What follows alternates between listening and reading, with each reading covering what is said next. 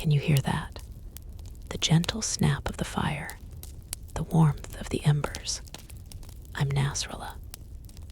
Tonight, the Inca Road System walk weeks of mountain travel for sleep, tedious Andean journey history is our shelter.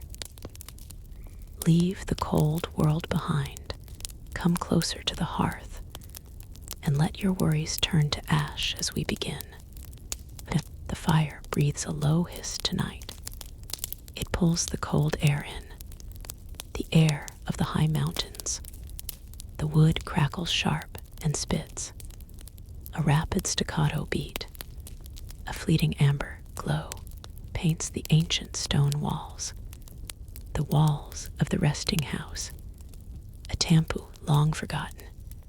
The smoke carries the scent of burning pine, a smell of high-altitude rest, a deep, exhausted rest. We think of the Inca Road, the Qhapaq Ñan. We see golden cities. We imagine the swift runner, the Chasqui, a blur of efficiency, a miracle of engineering. But the stones remember something else. They remember the terrible fatigue, the heavy, slow, grinding weariness, the dizzying exhaustion of the high, thin air, the weeks of walking, the constant, relentless walking. Tell me this, viewer, if you walked 400 miles on mountain paths, if the stone was always underfoot, always ascending, always dropping, if your sleep was strictly rationed like water, 2 hours here, 4 hours there, never deep, never truly restorative. Was that journey history, or was that journey punishment? Was the great road a gift for the empire, or was it a quiet weapon of control? I am Ene Hasariwalaliye, and this is HISTORYULUBAY. Tonight we walk that road. We ignore the myths of gold. We ignore the glory of the empire. We focus only on the soul, the muscle, the breath, the sheer, tedious, grinding reality of the Andean journey. We will reveal the truth, the forgotten secret of the Inca Road walk. It was not about speed. It was about endurance. It was about controlled, inescapable exhaustion. Listen to the whispers of the stone now. The Inca Empire stretched immense, a serpent of stone across mountains and deserts, 25,000 miles of perfect pathway, not a straight line, but a path that hugged the contour, that respected the terrifying geography, a feat of human will, a promise of connection. But connection came at a price, a heavy price paid in steps. Imagine the officials, the tax collectors, the administrators. They did not travel on horseback. The wheel was unknown. They traveled by foot, always by foot, day after day. The journey from Cusco to Quito was not a vacation. It was a sentence of motion. The road was built for regulation. The empire demanded efficiency. It demanded movement. It demanded controlled sleep. The tampu was the roadside inn, the way station, but erase the image of the cozy tavern fire. Erase the image of soft bedding. The tampu was a state depot, a cold stone structure, designed for logistics, designed for short stays, designed for necessary minimal rest, not for true recovery. The traveler arrived, muscles screaming tight ropes of pain, feet blistered raw, the air thin and sharp biting into the lungs. He was fed a quick meal, given 2 hours of mandated sleep, sometimes 3, then roused before dawn, the mountain air freezing the dew sharp, and told to move. The walking must continue. The walking must always continue. Why this control? Why not allow 8 hours of deep healing sleep? Because 8 hours removes the traveler from the road. It removes the body from the state apparatus of movement. The empire did not need rested, happy travelers. It needed functional moving pieces. Pieces easily monitored, easily tracked, easily replaced. The true history of the Qhapaq Ñan is the history of the weary body, the repetitive crunch of the woven sandal on the tightly laid gravel, the weight of the pack, the constant slight imbalance, the eyes constantly scanning the path, up, down, never flat, the landscape itself demanding vigilance, demanding energy, demanding the step. Think of the sound, the rhythm, a slow, steady, heavy footfall. Hour 6 merges into hour 7. Day 4 merges into day 5. The memory of home fades. The destination feels impossible. Only the next tampu matters. Only the promise of 2 hours of horizontal rest. The body enters a hypnotic state, a walking trance. The mind dulls the senses, mute the pain. This controlled fatigue, this deliberate tedium, it served the state. A tired official is a compliant official. A dizzy runner focuses only on the message, not on rebellion, not on independent thought. The road was not just infrastructure. It was psychological architecture. It was a vast system designed to keep the human engine running just above the breakdown point, never fully rested, never fully depleted, just constantly pushing the edge of wakefulness, the edge of endurance. We will explore how this sleep rationing changed the Incas, how the relentless walking shaped their spirituality, how the very movement defined their lives. Stay with me. We walk toward that horizon where the truth about the cold sleep and the endless stone road awaits us. We have miles to cover, and the fire is starting to fade. The mountain watches and demands the steps.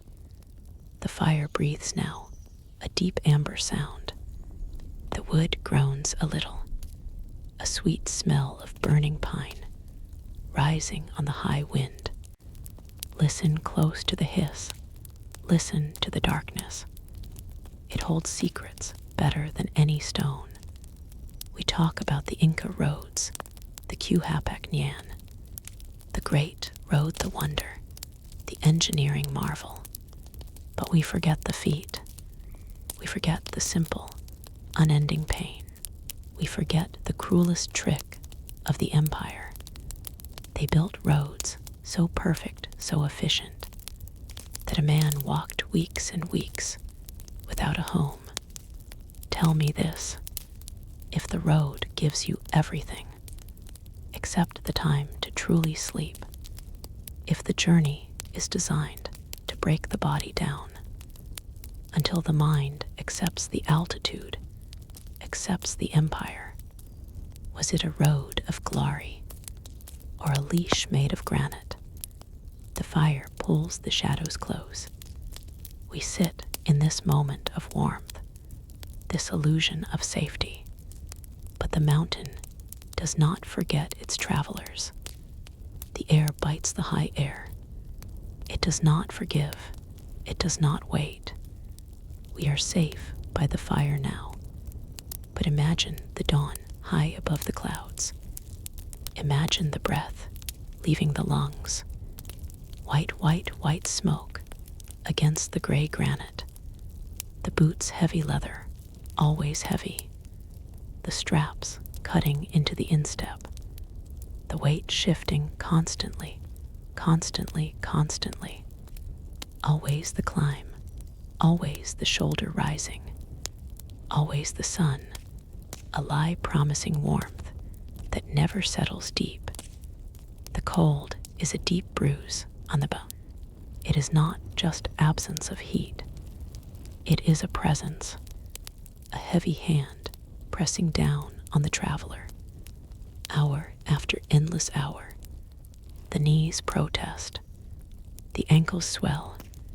This road, this masterpiece of gray stone, it demands tribute in tissue and tendon. It is beautiful because it is relentless. It flows across the Andes, a thread pulling the entire kingdom taut, and the tension is felt in every step. Listen to the sound of the road itself. No motors, no wheels, only the scuffing of sandals. Ashuta's simple sandals on massive dressed stone. Footstep, footstep, a rhythm of obligation. They walked to carry the messages. The chasquis, the runners of the empire. They walked to move the maize, the gold, the tribute. They walked because the Sapa Inca commanded it. The silence of the high Andes is immense. But underneath that silence, 1,000 footsteps moved the mountains. A low hum of human effort, a sound of survival, a sound of resignation. What did the road smell like? It smelled of dust, fine Andean dust, rising with every stride. It smelled of old sweat, of dried coca, leaves chewed for strength, chewed to ward off hunger, chewed to fend off the mountain sickness. It smelled of llama dung, cold and acrid, a scent of labor and altitude, a constant companion that never leaves the throat. The human cost was measured in exhaustion. The great gray moral area.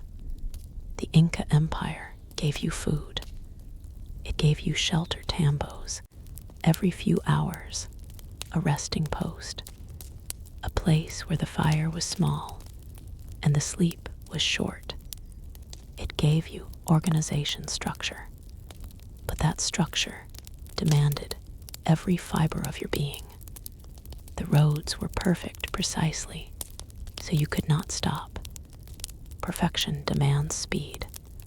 Speed demands sacrifice. They were never alone, but always lonely. They moved in groups, yet each man carried his own mountain of pain. The pain in the knee, the tightening in the chest, the hypnotic drone of the journey, weeks turning into a blur of gray stone and thin sky. The body becomes just an instrument of state policy, a machine moving a parcel. And sleep was not rest. Sleep was merely the briefest cessation of duty. The traveler would collapse into the tambo shelter, the stone walls barely holding the cold at bay. The dreamless, exhausted sleep that is closer to fainting, then to true recovery. Then the horn blows. Before the light is fully settled, the cold metal sound of the call to movement. The pack is hoisted, the body screams a silent scream, and the road waits, asking for the next mile, the next 1,000 steps, the next weary breath. We watch the fire now. the hypnotic dance of flame and shadow. But that road, that glorious road, it was built on wakefulness. It was built on weary eyes, looking for the next turn, the next slope, the next high pass. The genius of the Inca was not just the stone. It was the complete control over the movement of the human being. A vast treadmill spanning 2,000 miles, moving relentlessly, relentlessly, relentlessly.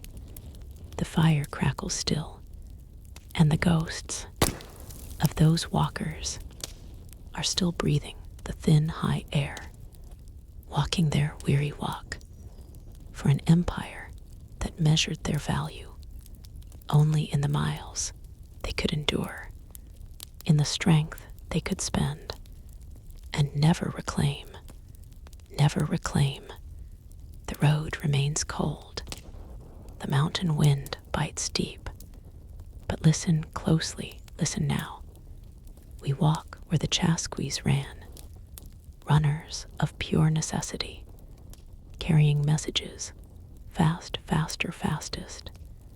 But this is the secret, the whisper, in the altitude. The secret is not speed. The secret is the suffering. Weeks, weeks, weeks of stone path. The Andes, relentless, unforgiving. The lung gasping for air. The muscle tearing itself apart. They walked not for reward. They walked for rest. Rest was the true luxury. The promise of sleep was the fuel. Imagine the silence, the profound silence, broken only by the crunch of llama, leather sandals, and the heavy, ragged breath, a soundtrack of pure exhaustion. They did not sleep long when they stopped. They slept deep, a stone sleep, dreaming perhaps of the coast they would never reach, dreaming of the fire, the amber glow, the crackling wood sound still warm in their memory, the scent of burning pine, a ghost in the high air, a reminder of life, life, life below the snowline, the Qhapaq Ñan, the royal road. It demanded this sacrifice. It demanded this terrible, beautiful tedium. 20,000 miles, built not with wheels, not with iron tools, but with grit and bone, and rock and faith. Faith in the Sapa Inca, faith in the order, faith in the path itself, the path that linked the desert sand to the high jungle mist, the path that ran straight when logic screamed curve, the path that ascended when the body begged stop. It was an artery, a vein, a neural network. But more than that, it was a map of power, a measure of control. Think of the legacy. Think of the mystery. The empire was shattered. The stone cities fell silent. The gold was stripped and melted down. But the road refused to die. The road remains. It is still waiting. It is still listening. The Spaniards came looking for riches. They found the gold. They destroyed the power. But they could not destroy the road. They tried to use it. They tried to conquer it. They found it too difficult too, demanding too Incan. The road itself resisted. It became a path of ghosts, a ribbon of forgotten purpose. Silent now, carrying only the echo of sandals and the sound of wind whispering through the high pass. Why did they build it so perfectly? Why did they ensure every step was accounted for? Did they know the end was coming? Did they know that this infrastructure, this impossible network, would outlive their very name? They engineered sleep. They engineered efficiency. They engineered a myth that persists today, a pathway built of human will, a pathway that binds the heavens to the earth. The great secret is simply this: the road was not for traveling. The road was for holding the empire together, holding the mountains accountable, holding the memory of a lost people. And now we stand where the Inca stood. We feel the ancient cold, the profound emptiness. We are standing on the edge of the next hidden truth, because the road did not carry only messengers and goods.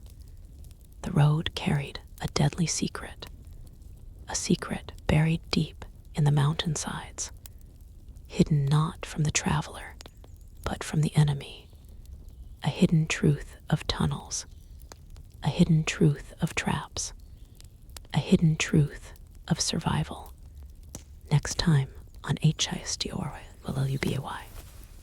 we will follow the road deeper into the earth itself. We search for the hidden sanctuaries. We search for the lost chamber of the sun. We search for the place where the Inca hid their last great treasure, a treasure the Spanish never found, a treasure still waiting. Do you dare to walk the dark road with us? We left the fire, didn't we? The mesmerizing amber, the scent of high-altitude pine, a memory that clings to the throat. Listen close now. Feel the warmth receding. The crackling wood turns silent ash. The world outside, the Inca fire is cold, unforgiving, vast. The fire whispers secrets of rest, but the road demands the opposite. Movement, endless movement, the sheer, relentless scale of the walking.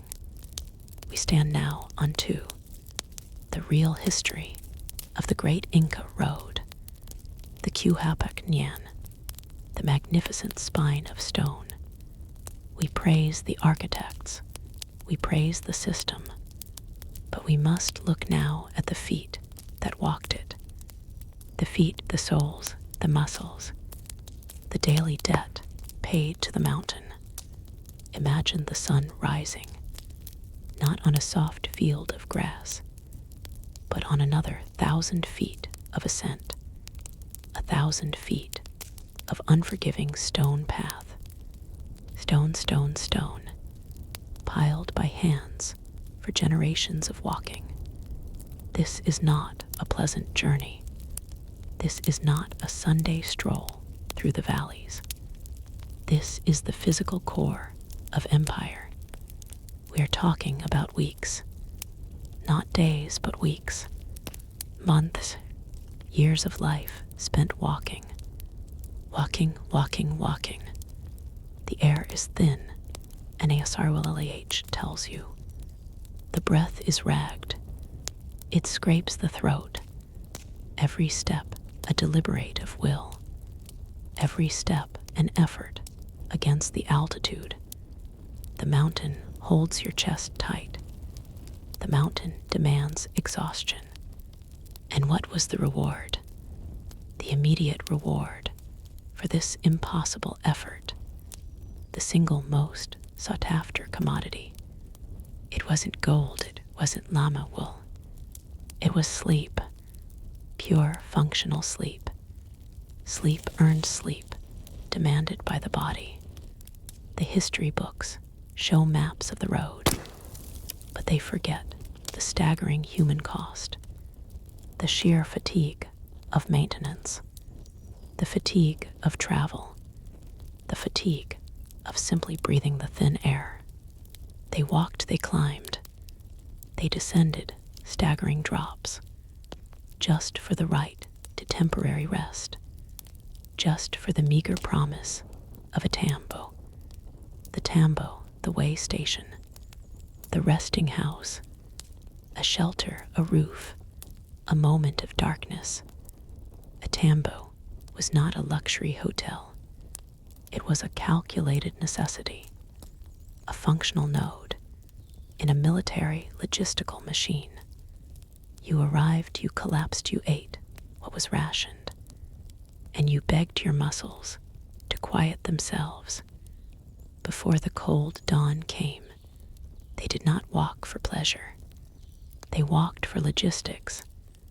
They walked so the messenger could sleep 4 hours. They walked so the goods could arrive 4 days later. They walked for the empire to draw its breath. The very rhythm of the Inca state was the rhythm of the tired, aching foot. Imagine the sound, the silence of the high Andes broken only by the scrape of leather sandals on stone, the heavy sound of tired breathing, the internal mantra of the walker. Just keep moving, just keep moving. The hypnotic state of endless repetition. The stone, the dust, the cold, the wind. The constant calculation of when. When will the next tambo appear? When can the weary body finally surrender to the horizontal state of sleep? Sleep was the fuel. Sleep was the transaction. Sleep was the precious memory of the fire, fatting into the cold gray dawn. And every morning the debt was reset. The moment the sun touched the peaks, the legs were once obligated to the stone, to the mile, to the height. Weeks of this, weeks of grinding repetition, weeks where the greatest ambition, the only real desire, was to find the hard earth of the tambo floor and forget the ceaseless stone for a few short hours. This is the hidden history of the Qhapaq Ñan, not the glorious architecture, but the sheer, tedious physical reality of walking for sleep, of walking until the world dissolved into the mesmerizing ache of the legs.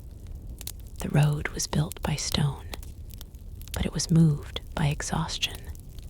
A walking empire, an exhausted empire, relentless, relentless, relentless. The fire breathes deep now, a steady rhythm of crackle and hiss. It offers an illusion of peace, but outside the amber glow, outside the temporary wall of warmth, the Andes waits, always waiting. The great stone road stretches out into that profound night. The Qhapaq Ñan. It was built not just of granite and perfect geometry. It was built of breathing bodies, of hands that ached, of legs that failed, and of a profound duty the mountain demanded. It is the moral gray we must walk now. The glory of the Inca Empire rests on this truth.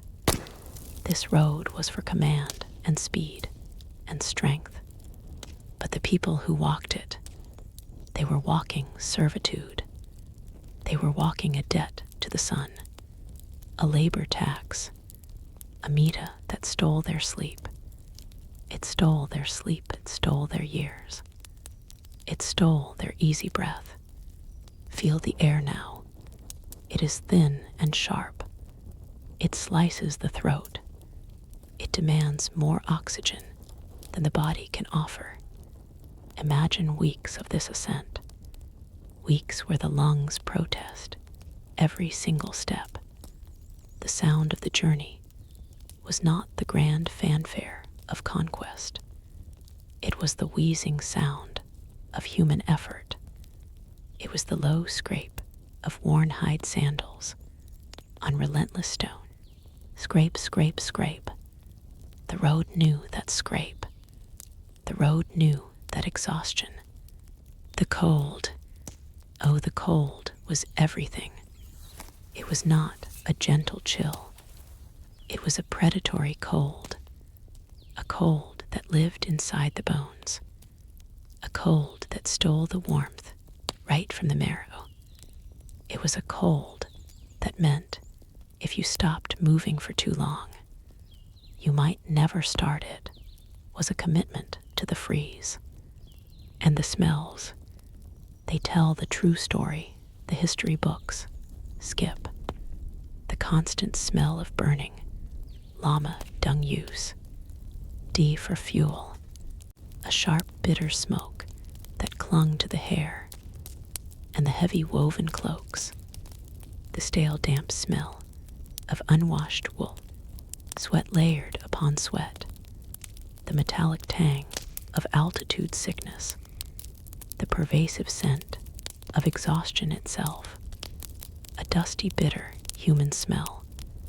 Imagine arriving at the Tambo, the rest house built by the state every few leagues.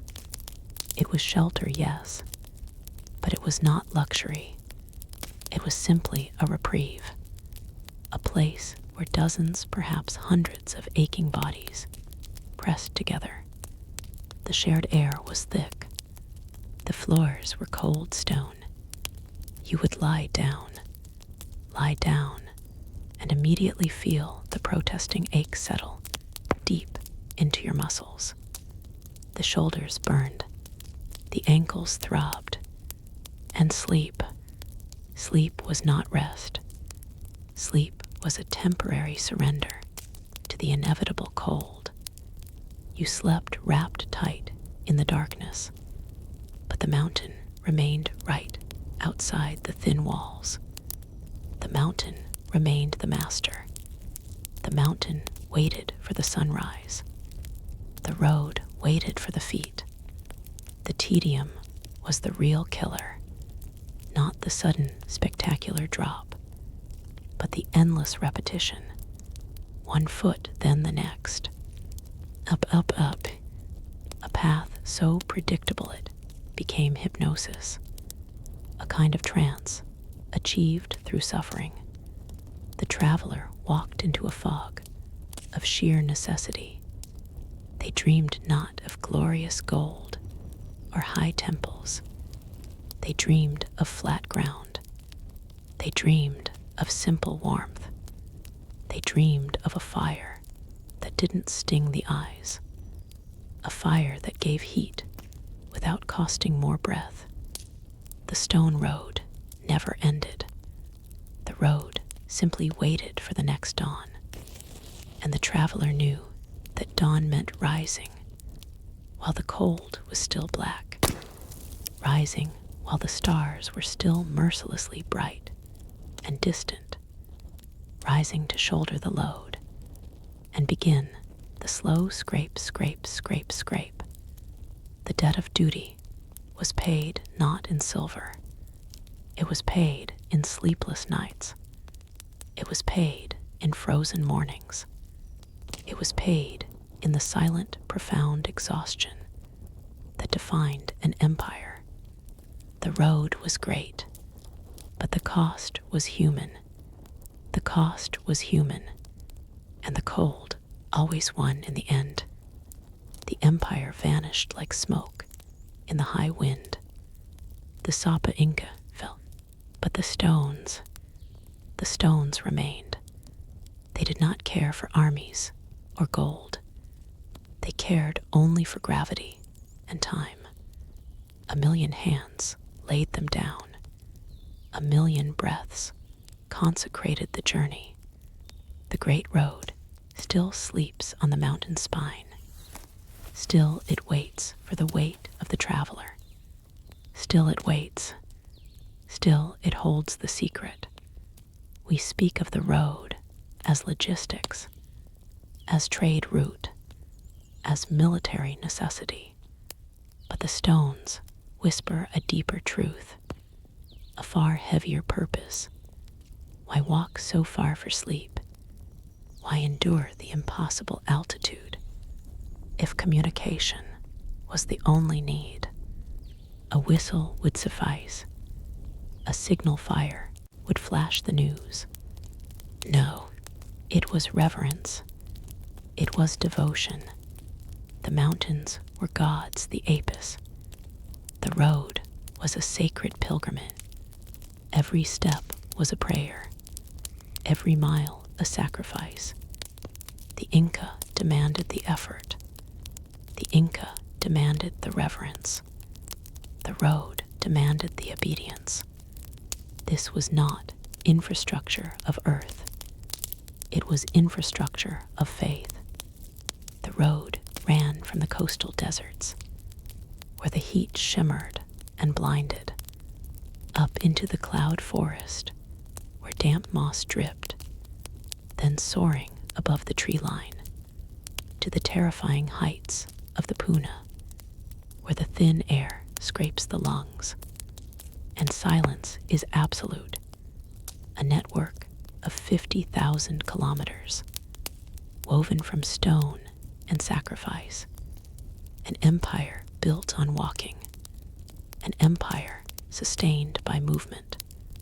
And when the steel arrived, when the horses thundered through the valleys, the road meant little to the invaders. They saw only paths to riches. They did not see the system. They did not understand the delicate balance of high-altitude supply. They tore the fabric. The woven suspension, bridges collapsed, left to swing and rot. The traveler, houses, the tambos crumbled. The meticulous maintenance stopped. The great Inca Road was slowly suffocated by weeds and mountain silence, a slow burial, a forgotten geometry. The stone path became just stone. The very efficiency of the road became its doom. The Spanish used it to conquer swiftly, then abandoned it to history. It was too grand, too demanding to maintain without the centralized power. The Inca spirit had vanished. The labor pool had vanished. The necessity had vanished.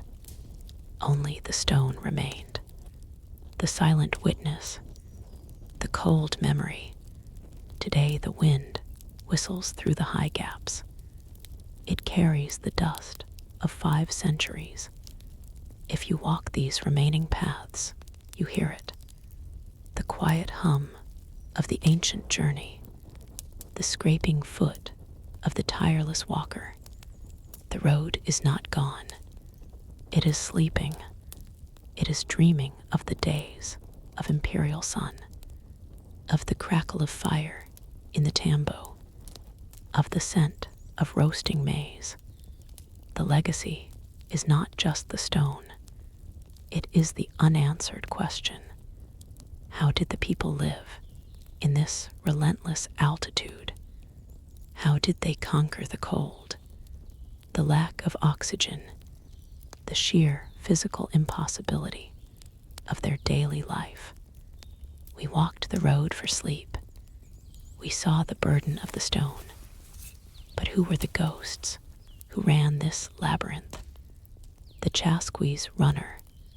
They were the veins of the empire, faster than any courier system in the world. They ran through thin air. They ran through frostbite. They carried the message. They carried fresh fish for the Inca in Cusco. They carried the weight of the sun. They carried the secret of speed, the secret of endurance. Next time, we follow the footsteps of the runners. We look for the ghosts who ran and ask the forbidden question. How did they endure the air that kills, the speed that starves? How did they achieve the impossible velocity of the mountain man? What forgotten biomechanics allowed them to defy death? We chase the fleet shadows of the Chasquis and the shocking secrets they guarded with their lives. The mountain night is thin air, and cold, cold, cold. The fire is not a comfort, it is a defiance. A small amber glow against the deep cosmic velvet. You smell the burning pine, the high Andean wood. It crackles it, spits it, whispers of distances. The smoke rises straight a silver column, vanishing into the impossible black. We sat around that fire weeks ago, months ago. Every night the same ritual, every night the same demand. Rest, but what is rest when the journey is never ending? What is true sleep when the path is the punishment? We speak of the Inca roads, the massive Qhapaq Ñan, 25,000 miles of spine stretched across the world. We praise the engineering, the stone cuts the suspension bridges, but we forget the human cost. We forget the simplest, most profound necessity. Sleep. How do you sleep when your body is a drum of exhaustion? How do you find peace when tomorrow demands 20 more miles, 20 more thousand feet of ascent? This is the forgotten secret of the Inca Road. It was not built for speed alone. It was built to manage exhaustion, to manage the inevitable collapse of the human frame. The road demanded sleep. The road demanded everything. Imagine the traveler, the ordinary man, the messenger, the merchant perhaps. Days blend into weeks, weeks blend into months. His feet are stone, his ankles are fire. He walks, he walks, he walks.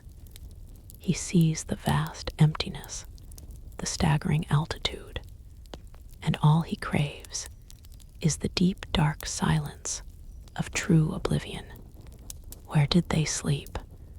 Not under the stars, that thin air steals the warmth from bone. The empire provided the empire, knew the fragility of man. The tampu the rest, house the measured interval of mercy. A day's walk apart, always a day's walk apart.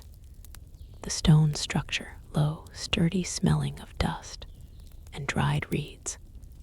A place of shelter, a place of silence, a place to shed the weight of the mountain. The tampu was not luxury. It was simple survival. 4 walls, and perhaps a rush mat, perhaps a blanket woven thick. But even there, the sleep was borrowed sleep, a temporary cessation. The mind is still tracing the route for tomorrow. The feet still throb, still memorize the cold, cruel texture of the stone. They say that sleep knits up the raveled sleeve of care, but the sleeves of these travelers were constantly unraveling, a sleep interrupted by the cold, a sleep broken by the sheer altitude, forcing the breath shallow, a sleep shared with dozens of other weary souls, each one dreaming of flat ground and a moment of final stillness. Tedium is a kind of wait. Weeks of walking, weeks of waiting, weeks of cold food. The repetition, the relentless rhythm of the staff hitting the path, the relentless rhythm of the footsteps. The steps sound heavy, even in memory. They were the currency of the empire, the only way to move information, to move goods, to move authority.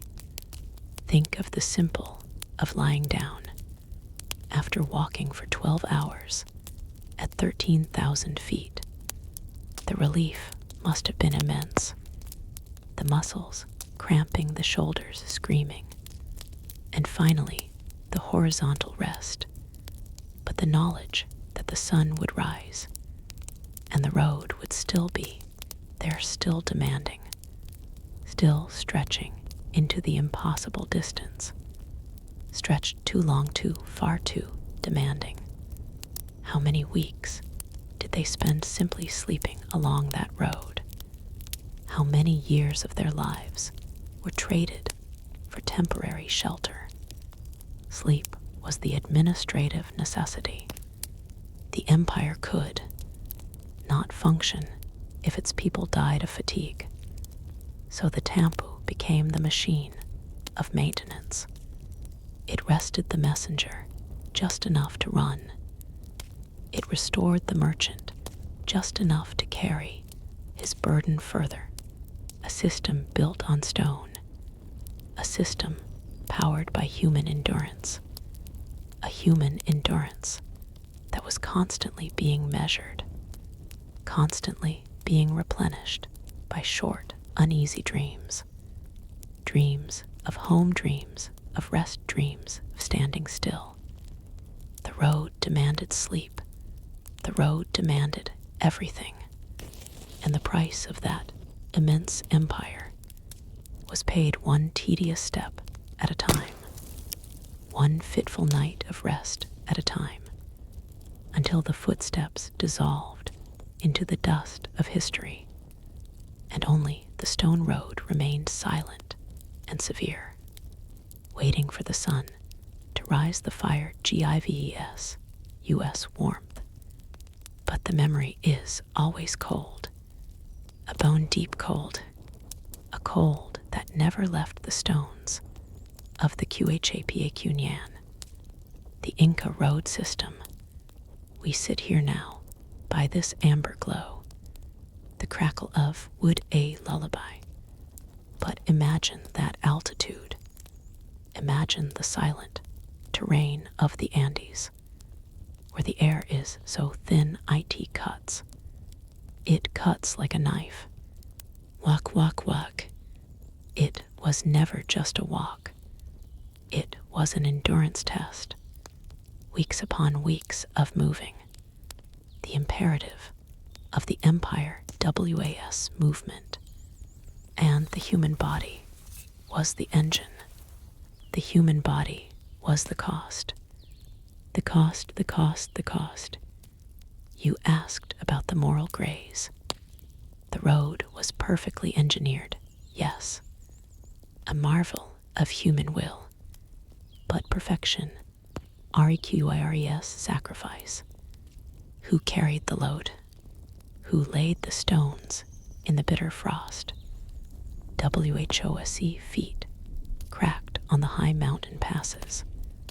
They were not always the royalty. They were the MITA laborers. They owed their work to the sun god, a debt paid in sweat and exhaustion, the debt paid in sleep, DNID. Imagine that tedium, the endless rhythm of the journey, the sandal slapping the stone, slap, slap, slap.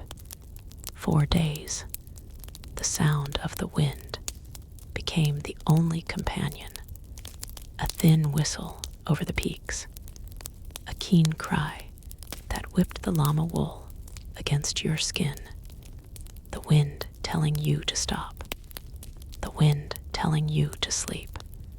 But you kept walking. Walk, walk, walk. The smell of the road was a haunting thing, not the fresh pine scent we have here. No, it was the lingering scent of dried sweat, of llama grease and dust, mixed with thin air ozone, the aroma of thousands of BODIS moving in unison, CRRYNG, CHORKI dried meat and maize paste, the smell of old fire stale breath, and the earth itself cold and unforgiving. The cold was the worst punishment, not just the air temperature, AT night, but the cold of the stone beds in the TAMBOS, the roadside rest stops, where you lay down for only a few hours, your muscles screaming, your heart pounding from the altitude, the cold creeping up from the ground, frozen earth demanding your warmth. It was never enough rest. The emperor needed his message, DLIVRD. The empire DMANDED, its dues. The CHASQI runners were HEROES. Yes, but they were driven BY, a system. That ALLOWED, no slack. Their lives were measured in the time it took to cover distance, to reach the next post before dawn broke. The efficiency was a moral gray, because it required the constant overriding of the human need, the need to stop, the need to grieve, the need to truly sleep. The fire WATCHES, US now, its amber light soft on the dust that settled CNTURAS ago. But the weight of that journey remains. The scent of that exhaustion lingers in the high passes. The Inca Road, a glory of stone, a marvel of dedication, and a terrible truth about what perfection demands. It demands everything, every last bit of warmth, every last moment of rest. Walk, until the mountain finally LETSUGO.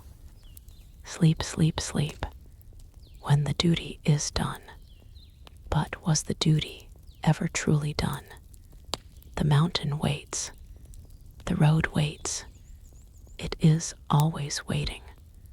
The weight remains. The cold remains. The chill of the Andes is forever in the stone.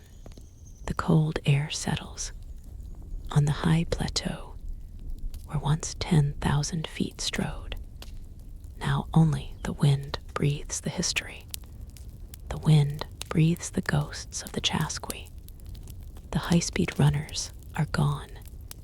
The message delivered centuries ago. The sound of their sandals on the packed earth is silence now. The stone remains.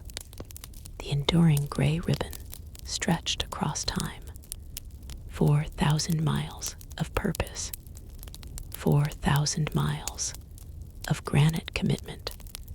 A testament to a unity that dissolved. A unity dissolved by steel and disease.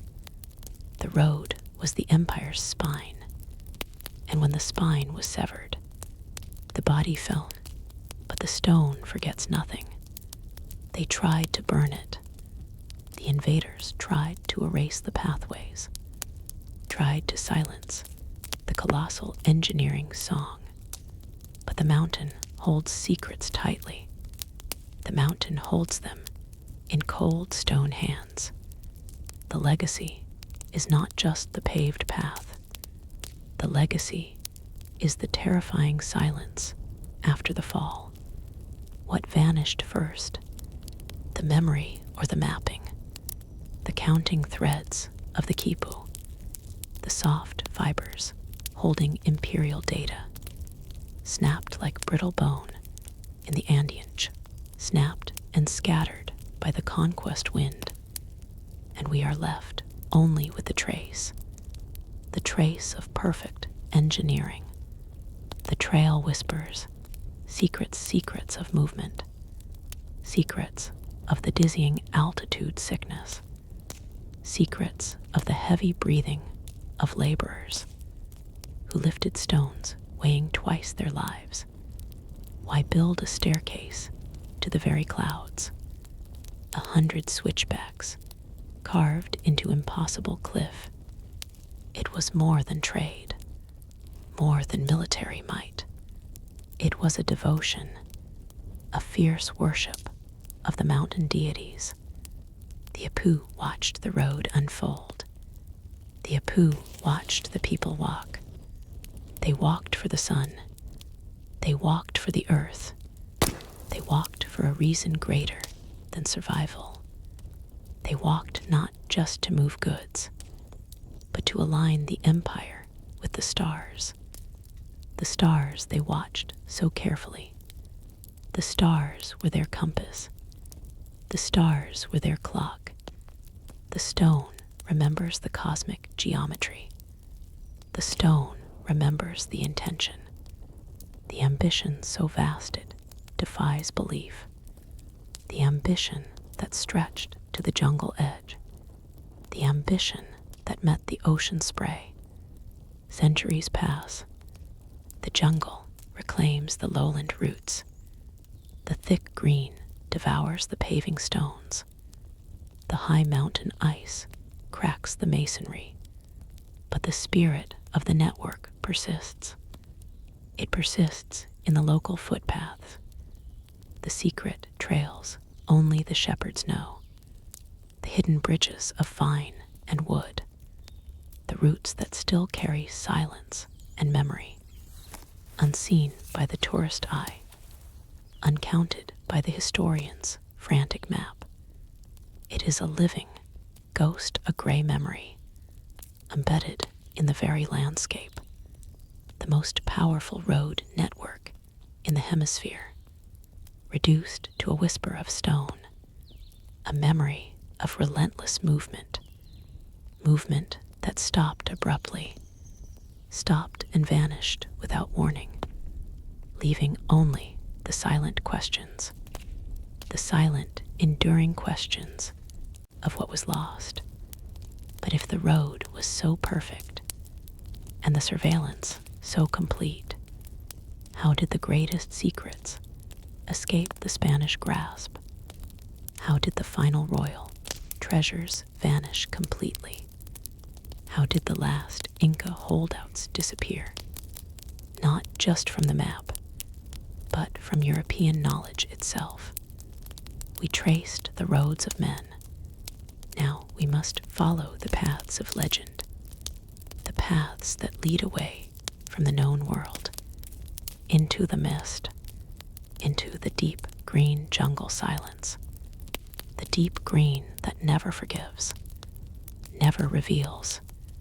Next time, we leave the granite highlands and descend into the unforgiving green, searching for the final mystery, searching for the lost golden city, Paitiri, the place where the road simply ends and the world begins. Qhapaq Ñan's final refuge, the golden echo that history forgot.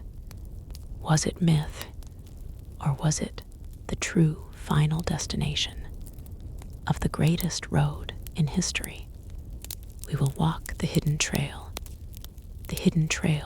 that defies the map, searching for the silence, searching for the gold, searching for the end of the road.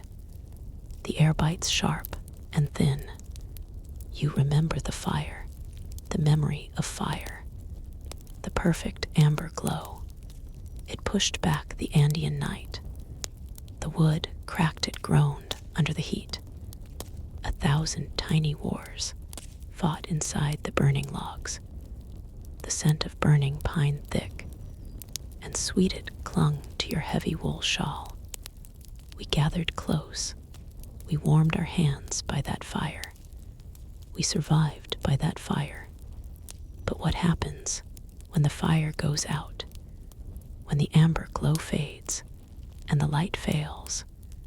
When the sun abandons the high plateau and you still have 600 miles to walk? This is the forgotten secret of the Qhapaq Ñan, the great Inca Road. It was not a system of travel. It was a meticulous instrument of exhaustion. They built an empire on movement, not rest. What did the Inca do when the mountain offered no sleep? We talk of architecture. We talk of stones cut fine. We whisper of Machu Picchu. But the true genius of the Tawantinsuyu was the unbroken line of walking, the endless step. The road was 3,700 miles long, stretching from the deserts to the jungle fringe, a spider web of stone and dust and human necessity.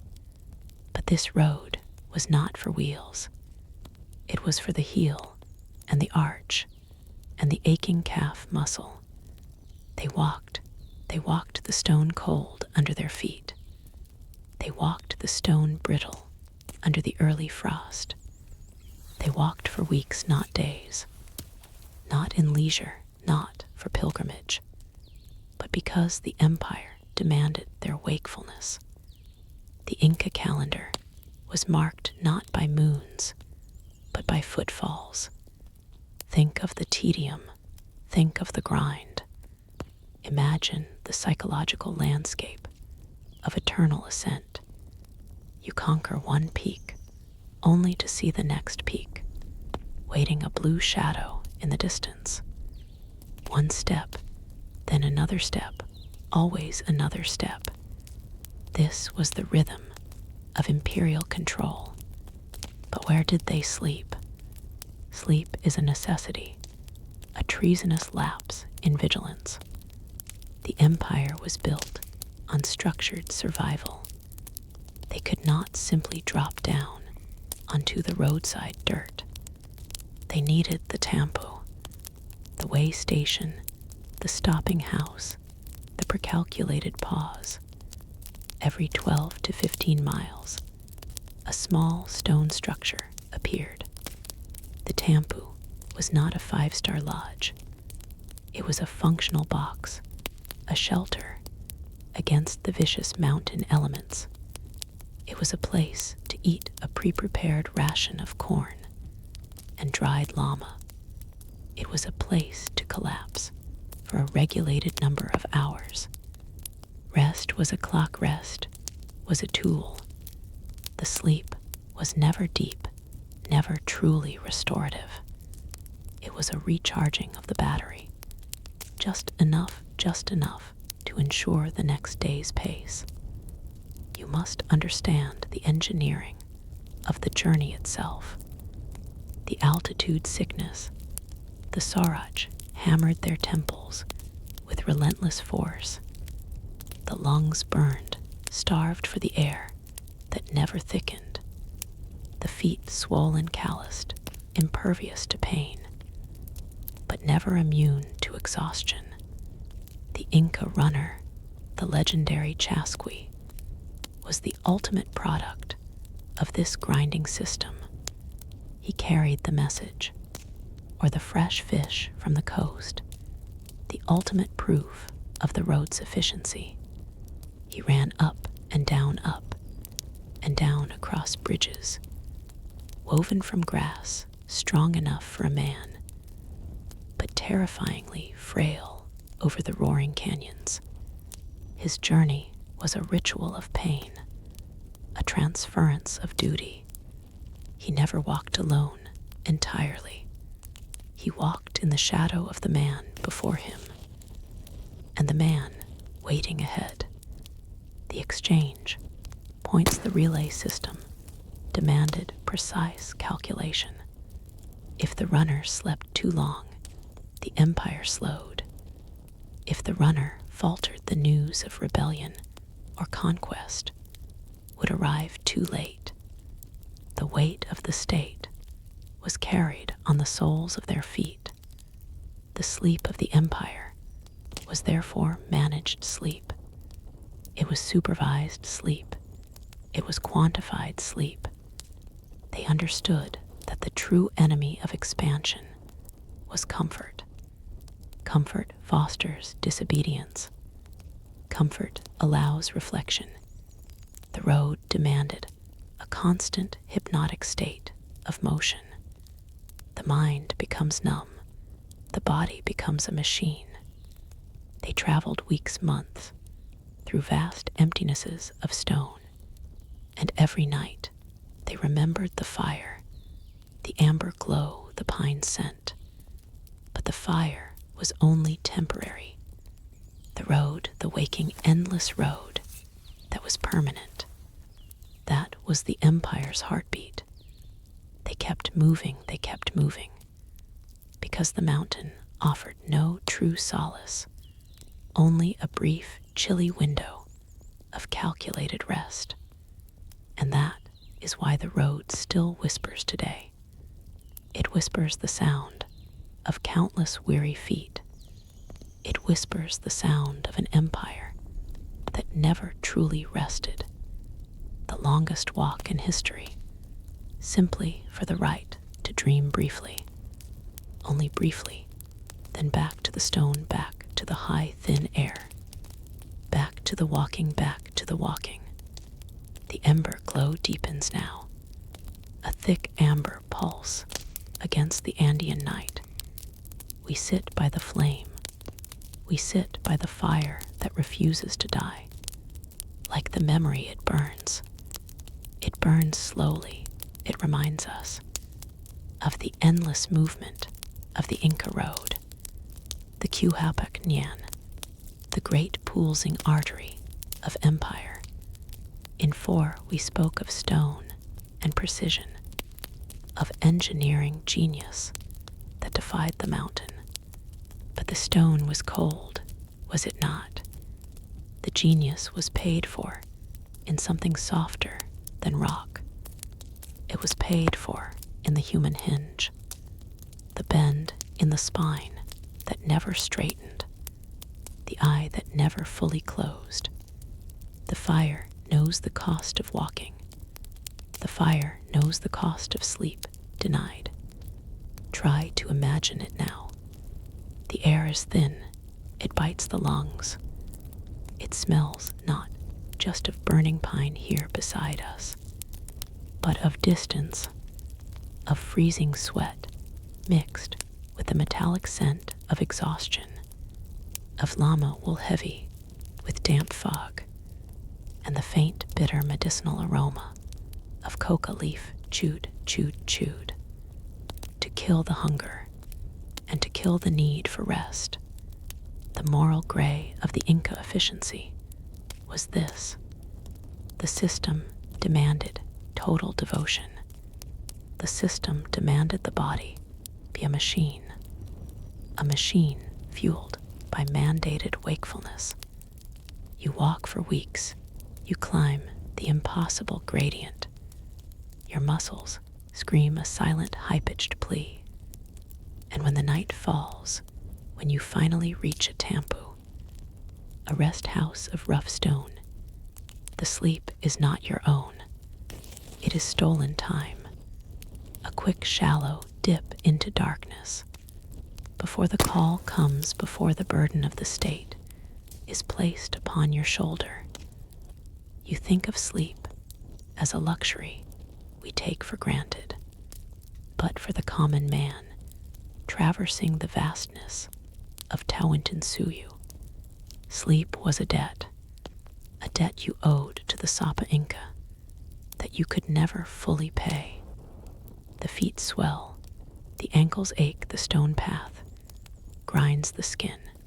The sound of the journey was not the sound of joyful marching. It was the grinding sound, the small, sharp sound of loose stones slipping beneath a sandal, the deep intake of breath in the frigid air, the whisper of the wind that carried no comfort, only the promise of more ascent, more cold, more shad. We see the ruins now as picturesque. We forget the sound of the teeth chattering in unison, the pervasive, inescapable vibration of cold. It settles in the bones. It lives in the marrow. Even by the fire, even by this glorious fire, the memory of the Andean cold persists. The Inca system was flawless in its logic. It moved goods, gold messages, instantly, across mountains and deserts. It moved textiles and food and armies, but it moved the human cost too. It moved the sleepless soul of the porter, the carrier, the runner, the man who saw the sunrise, not as a blessing, but as the cruel signal to begin the tedious walk. The cold air rushes down from the peaks. It smells of high ice, of unforgiving space, and the fire is the only witness. The fire watched them arrive stumbling. The fire watched them consume the small, meager meal of maize and potato, and the fire watched them rise before dawn, their eyes heavy, their bodies shivering, not just from the frost, but from the deep intrinsic terror of falling behind, the terror of failing the emperor. This was the moral grayness of the perfect road. The sacrifice was not gold or crops. The true and terrible sacrifice was consciousness itself, the deprivation of true rest. The journey never ended in the heart. It haunted the sleep, it haunted the waking.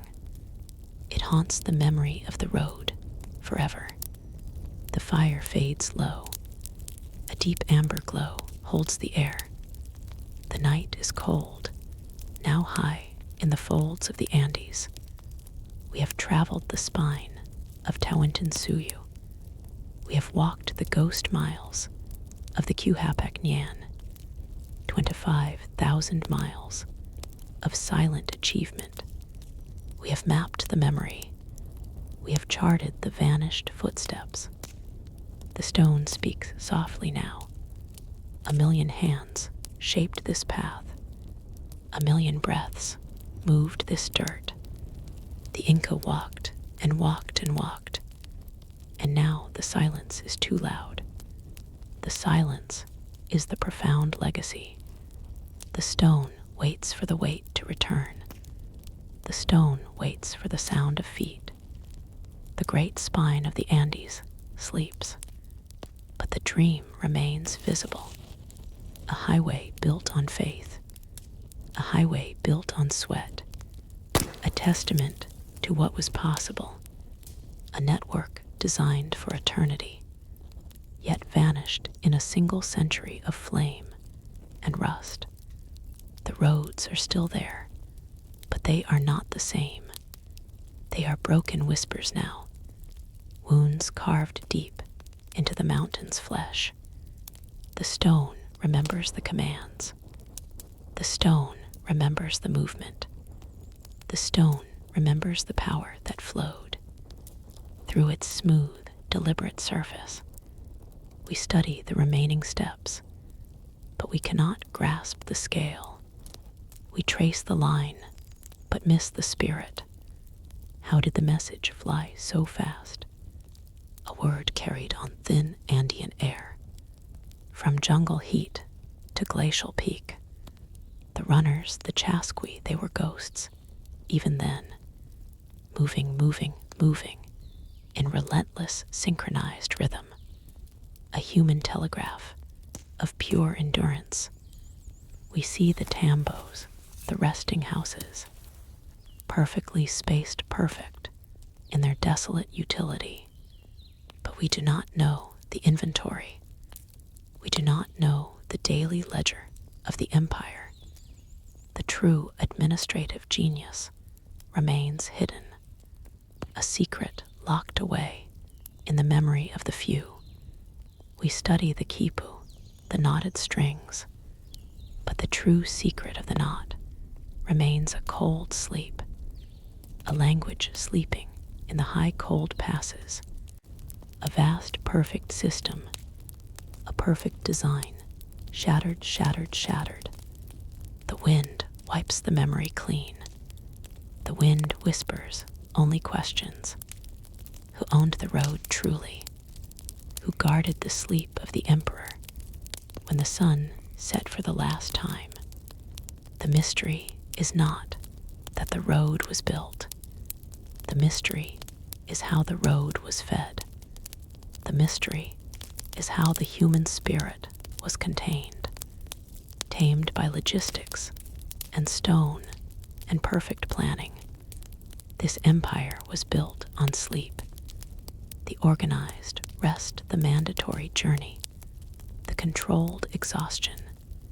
But the Roa DS, the eternal roads, they held the fragile peace. We walk the legacy of power, but we walk the mystery of collapse. How does a system so vast, so intricate, unravel so completely, so swiftly, like a single thread pulled from a tapestry of infinite color? The stone holds the secrets deep, but sometimes the road was not always stone, not always solid ground built for forever. Sometimes the mountain opened wide, a great green chasm of rushing water and infinite wind, and the Inca defied gravity and water and fear. They threw threads across the terrifying void, woven grass and fiber and desperate human will. 100 feet, 1,000 feet of space, hanging by a braid, woven by dedicated hands. These were the arteries that could be severed instantly, the most vulnerable heart of the network, the bridge that breathed, the bridge that swayed over the infinite fall, a deliberate vulnerability, a necessary risk. How do you build a kingdom on a single thread? How do you cross the impossible gap with nothing but grass? Next time, we will stand on the terrifying edge. We will feel the dizzying, impossible drop. We will explore the impossible engineering of the living bridges, the bridges that must be rebuilt every single year. The Quechua waits for us. The woven path trembles against the sky. We must cross the gap. Do not look down. We remember the fire, always the fire. The low crackling wood, the amber glow eating the dark, the scent of high-altitude pine burning, clean burning slow. We remember the warmth that did not truly warm, only delayed the cold, the deep cold of the Andes night. A temporary reprieve, a lie whispered into the high mountain air, a lie of safety. This is 5 of HISTORYLUBAY, and the secret of the Inca Road is not the stone. It is the sleep. It is the exhaustion embedded into the memory of every step, every single step that defined an empire. We built the road 25,000 miles of impossible pathways. But how long can a body walk before the mind starts to steal rest from the light, before sleep becomes a weapon against the mountain itself? This is the history of tedious travel, the relentless step, the unyielding ground, the Qhapaq Ñan, the great Inca Road. It was not built for ease. It was built for necessity. It was built for speed.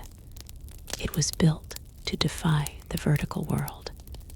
But necessity demands payment, and the currency of the Inca road walker was fatigue, unending fatigue, the weariness of weeks of mountain movement, always uphill, always downhill, never flat, never easy.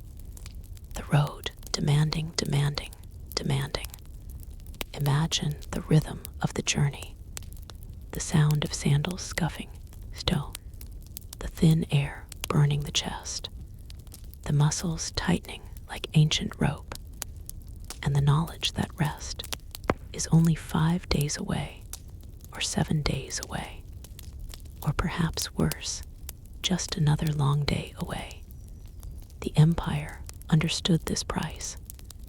the cost of constant motion.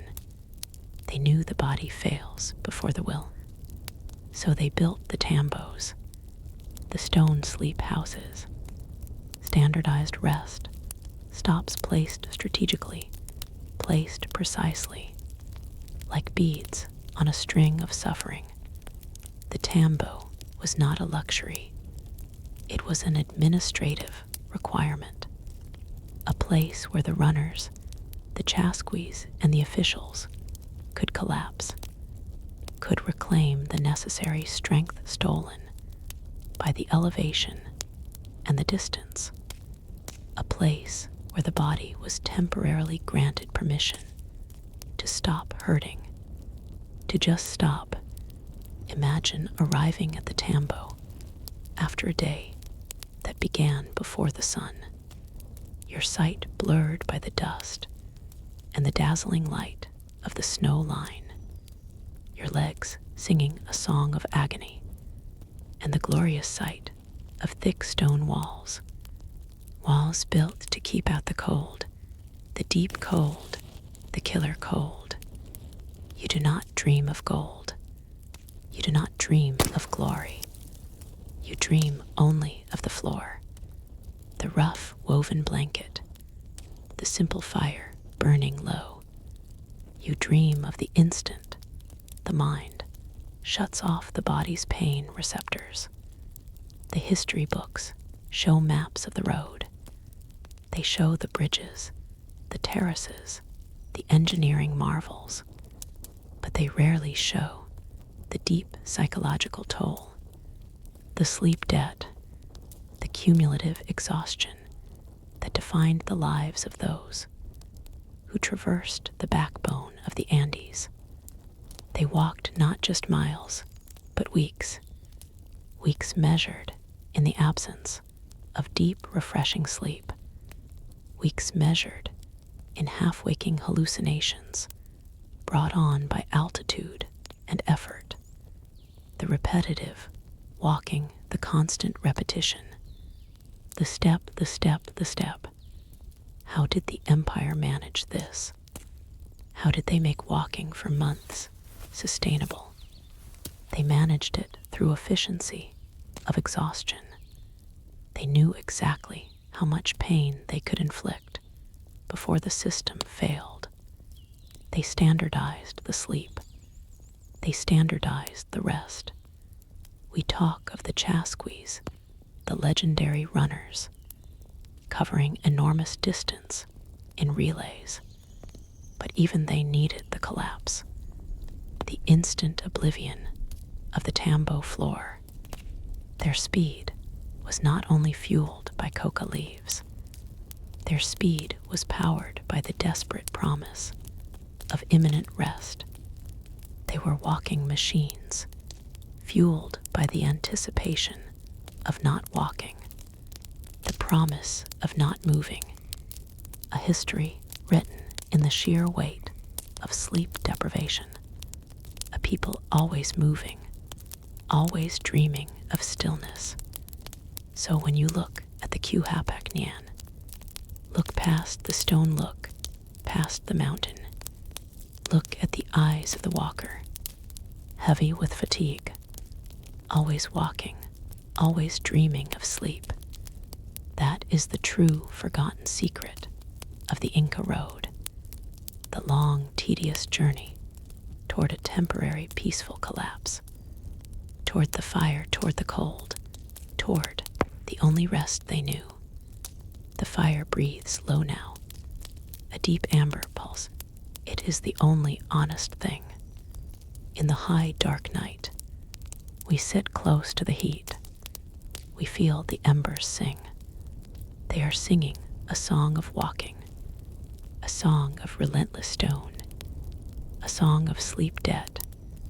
They walked for weeks, weeks, weeks, not for gold, not for conquest, but for the simple, profound promise of sleep.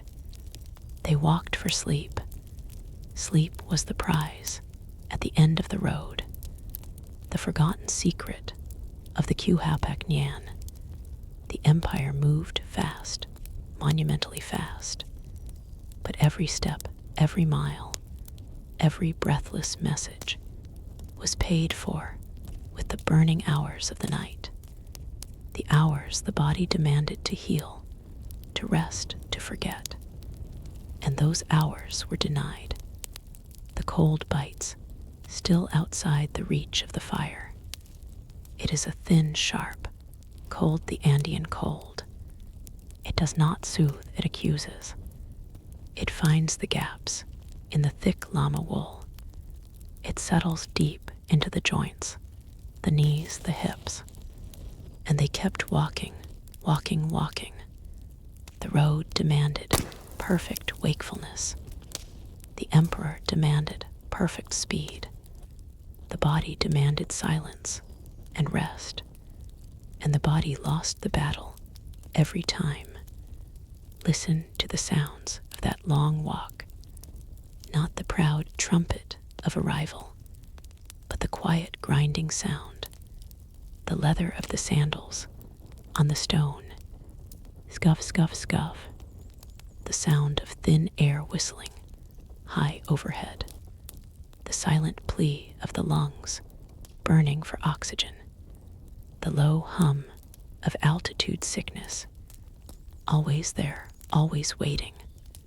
The smells were the smells of endurance, damp earth and wet stone, the stale scent of fear and sweat and urine, dried quickly on the wool tunics, the bitter scent of coca, leaves chewed for false energy, chewed to keep the eyelids from heavy closing, chewed to mask the deep, deep ache.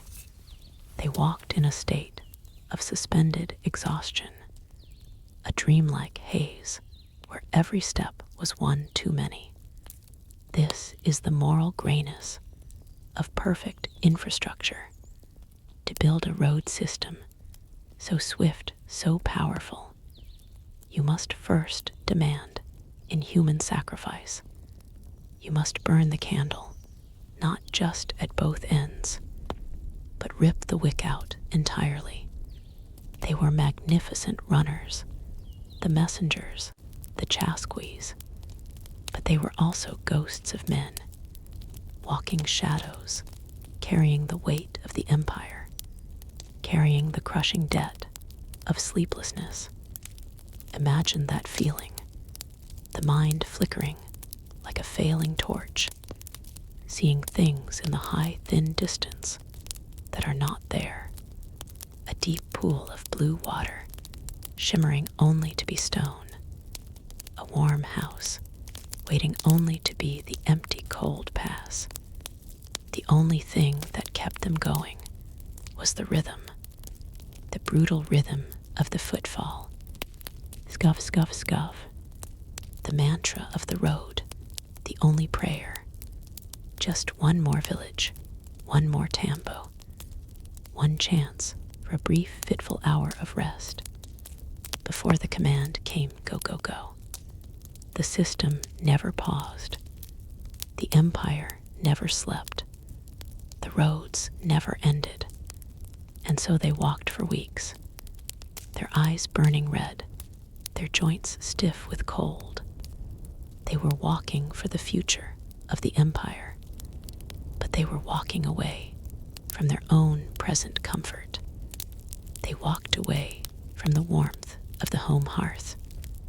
They walked away from the deep, dark bliss of true sleep. They walked, walked, walked, and the road was beautiful, yes, but it tasted like dust. It tasted like waiting. It tasted like the heavy price of time stolen. The fire shifts. The wood crackles a final time. It settles into deep red silence, a silence that now remembers their endless journey. They walked for sleep. They walked for weeks. They walked for time that was not their own. And the mountain watched them go. The mountain demands an endless price. Always, always, always. The great sleep. The dust settled finally. On the stow, Ness of the great road, the sound of 10,000 footfalls stopped all at once. A sudden silence fell upon the Andes, a silence that was not empty, but heavy, heavy with the ghost of effort, heavy with the history of the walk. The runners ceased their breathless rush. The llama trains froze. The command vanished on the high wind. But the road itself, it did not vanish. It remained. It remains, a permanent scar across the face of the mountain, a monument built not to triumph, but to pure endurance, pure Inca will.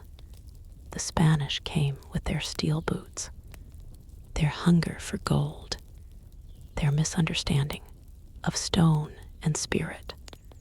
They saw the road, they used the road, but they never truly owned the road. How could they own something that breathes, something that remembers? The stone remembers. The stone remembers every step, every drop of sweat offered to the Apis. The high mountain gods watched. They still watch. The great network began to unravel. The threads were cut. The bridges burned. The tambos fell to ruin. But the deeper paths, the thinner paths, the paths known only to the chosen few, they simply faded into the cloud forest. They simply vanished into the granite peaks. A mystery of mileage remains. We measure what we can find. We walk the ghost of the main artery, the Qhapaq Ñan, the royal road. But how much more lies beneath the jungle canopy? How much more is hidden in the high puna? A network twice as vast, perhaps. A secret map, held only in the bones of the descendants, held only in the whispered songs. The stone remembers the song. We seek the lost chambers of the road, the places where the royal mummies rested on their journeys, the storage houses packed with provisions for a lifetime, the deep secrets buried beneath the high-altitude crossings. Did they build paths straight through the air, paths only accessible when the mist parts, paths that defy engineering, paths that defy logic? The road is not just a path of stone. It is a vessel, a deep spiritual conduit. It carried water and food. It carried soldiers and priests. But most importantly, it carried belief. It carried the deep, unshakable belief in the sun, the belief in the mountain spirit, the belief in the perfect organization of life. And when the empire fractured, that belief simply retreated. It did not die. It retreated back along the hidden lines. It followed the streams that ran beneath the surface. It followed the secret tunnels of the road. It waited in the silence. It waited in the cold shadow of the great peaks. The road is a living artifact. It endures the centuries of neglect. It endures the cold rains. It endures the constant erosion of time. It waits for us to understand that the journey was the destination, that the travel itself was a sacred offering.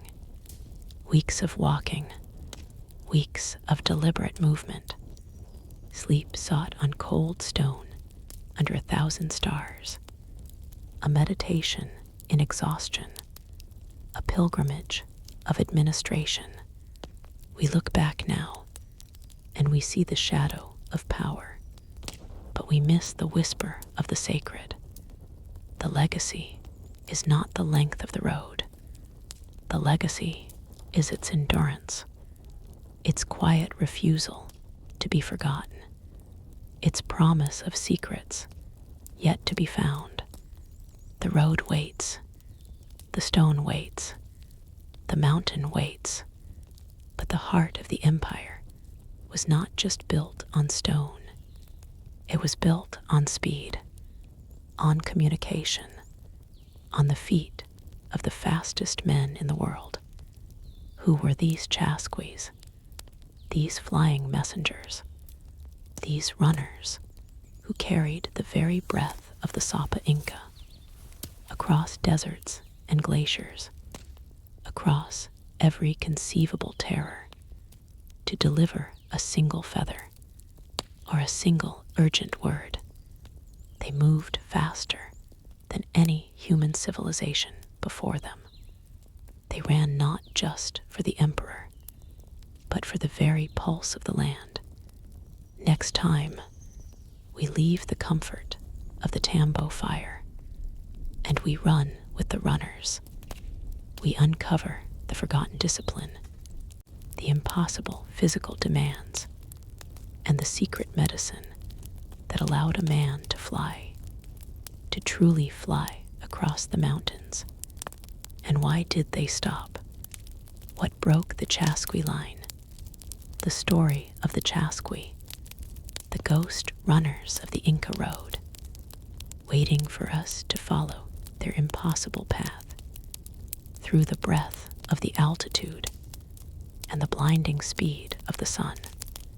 We begin here by the memory of heat, the memory of high cold air, and the fire.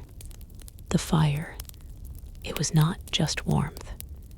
It was a breathing thing, a hungry thing, amber glow, licking the black stone of the Andes, the sound of the wood, dry scrub crackling sharp, a rhythmic percussion, a slow drum against the vast silence, the scent of burning puna grass, bitter sharp smoke lifting up toward the stars. We spoke of the stone, the geometry, the engineering, but we forgot the body, the fragile, heavy, struggling thing. The forgotten secret of the Qhapaq Ñan was not how far they built, but how little they slept. How do you walk for weeks when rest itself is a terrifying climb, a brutal negotiation with altitude and ice? How do you walk when sleep is just a pause before the next mountain tears the lungs?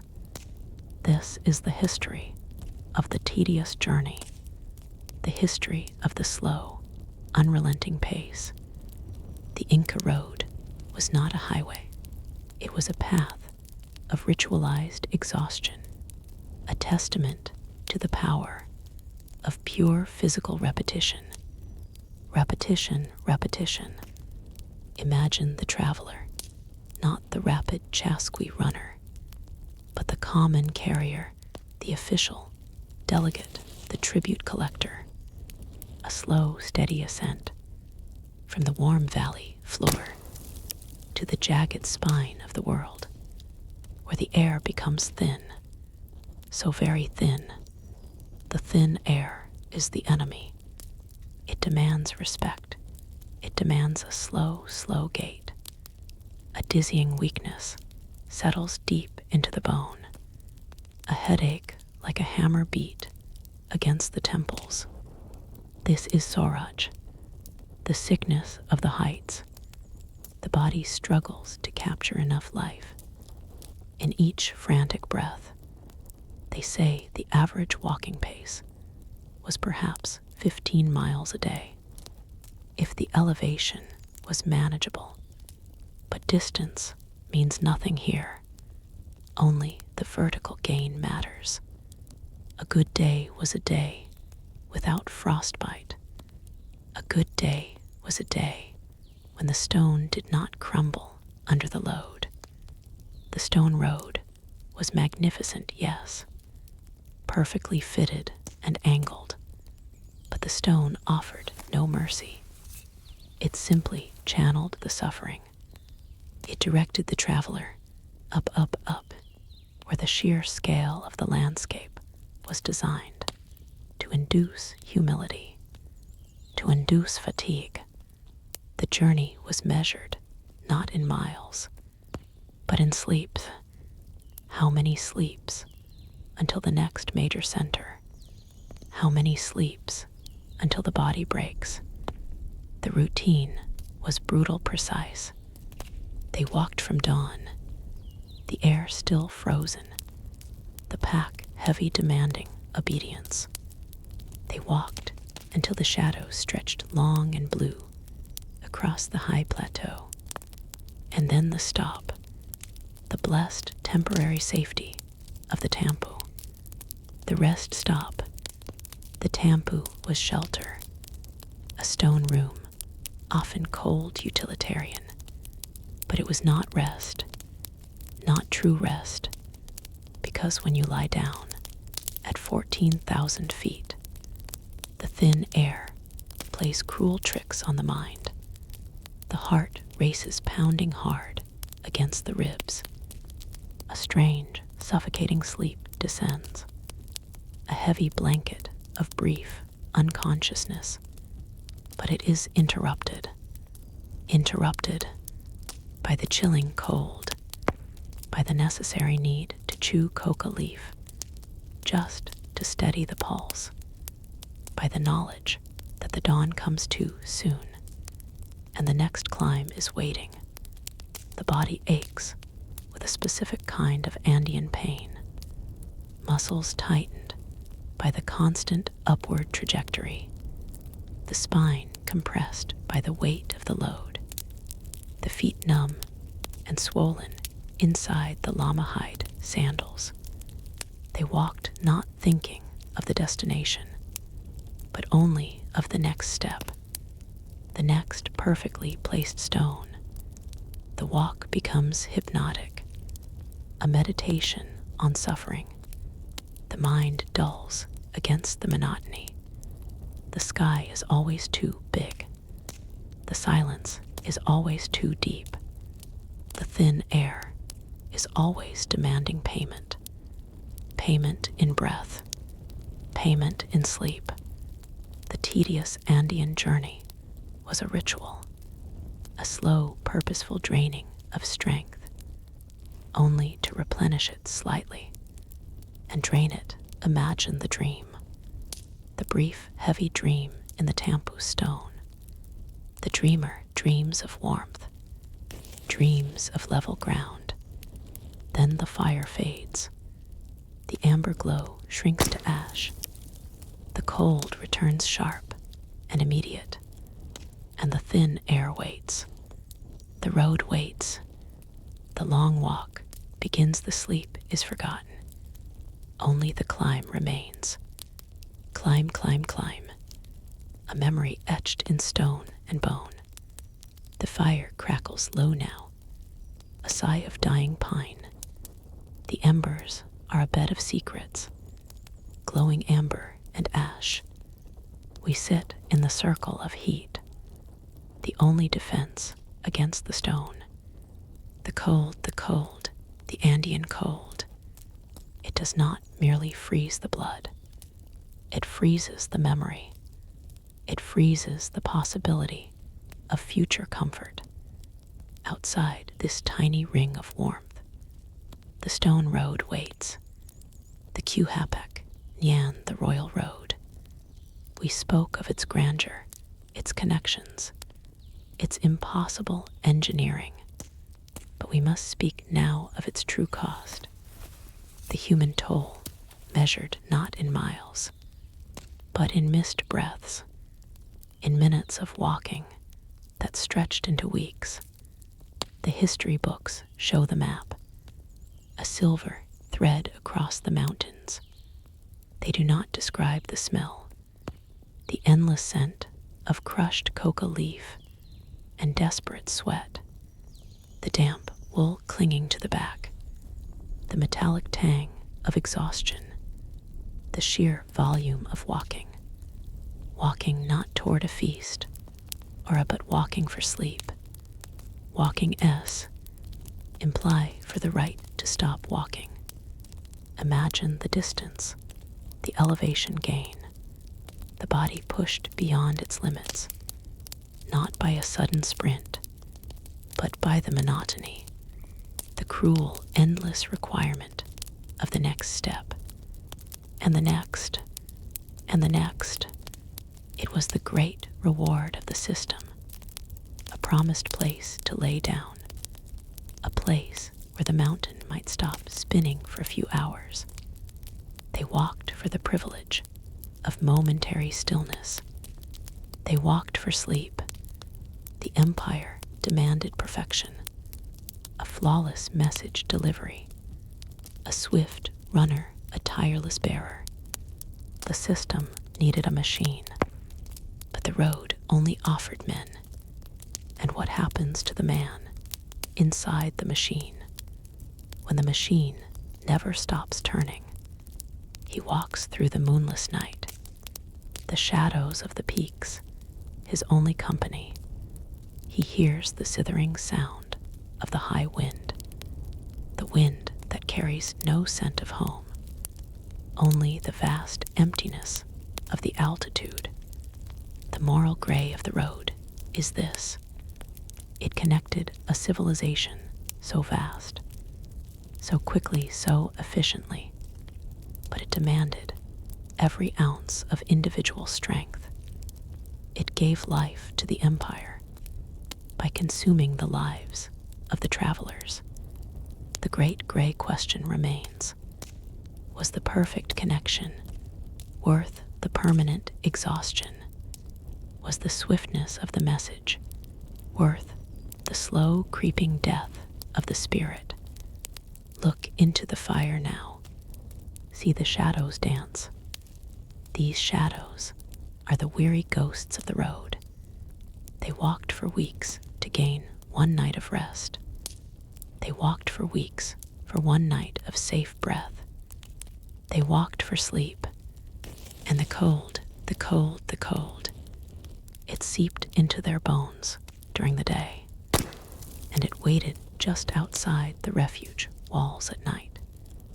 It was the silent tax collector of the Andes, demanding stillness, demanding silence, demanding everything. The traveler would reach the tampu, the rest house the sanctuary. He would collapse onto the straw bed, and the smell of burning pine would be the sweetest aroma he had ever known. The fire, the fire, the fire. It whispered a lie of permanence, a promise that the walk was over, but the sun would rise soon, and the empire would demand more steps, more breath, more silence, more sacrifice, and the great gray machine would start walking toward the next place, walking toward sleep, walking, always walking. The stone road never ends, never ends. We stand here now, where the dust settles slow on the legacy of stone. The road is not finished. It simply ends in the mountain air. It ends in the thin, high atmosphere of the Andes. It ends not in destruction, but in silence, a silence profound and terrible. We walked the length of the spine. We saw the sheer madness of the engineering. We traced the path of the sleepless traveler, the tired official, the weary walker. We felt the fatigue of the long journey, the weeks of mountain travel for sleep, the tedious Andean journey history repeating itself in every worn depression of the stone. But the stone endures. The stone remembers. The Incas vanished. The stone remains. Listen now, listen close to the wind, rushing through the gorges. It is the final echo of the Qhapaq Ñan. It is the whisper of the Chaskas, the runners who carried messages faster than any empire before. They ran. They ran across mountains, across deserts, across time. They breathed the high, thin air, and their lungs were fire. And then they stopped. The Spanish arrived, and the running stopped. Not because the roads were destroyed, but because the purpose was extinguished.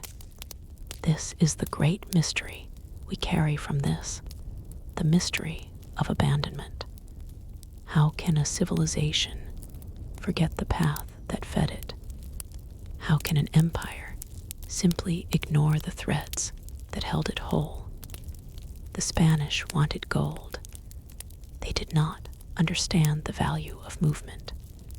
They did not grasp the sacred geography woven into every paving stone. They saw a track. They did not see a system. They saw dirt and rock. They did not see the arterial flow of a continent. The mystery vanished.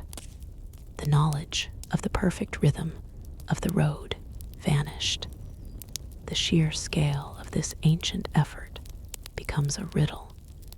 The Inca built this immense network, not for war primarily, but for communication, for control, for sharing the bounty of the sun.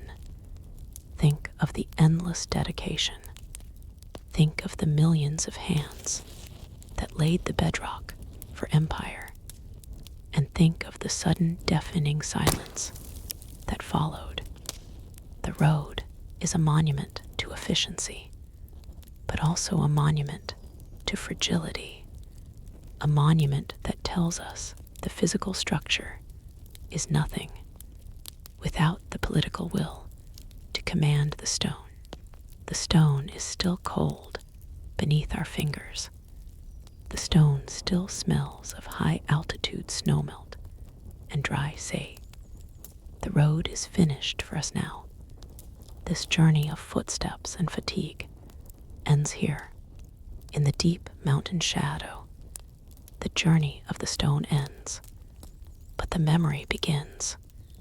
The memory is the true legacy, the memory of power and organization, the memory of weeks of mountain travel for sleep, the memory of the impossible made mundane. But the road only connected the terrestrial world.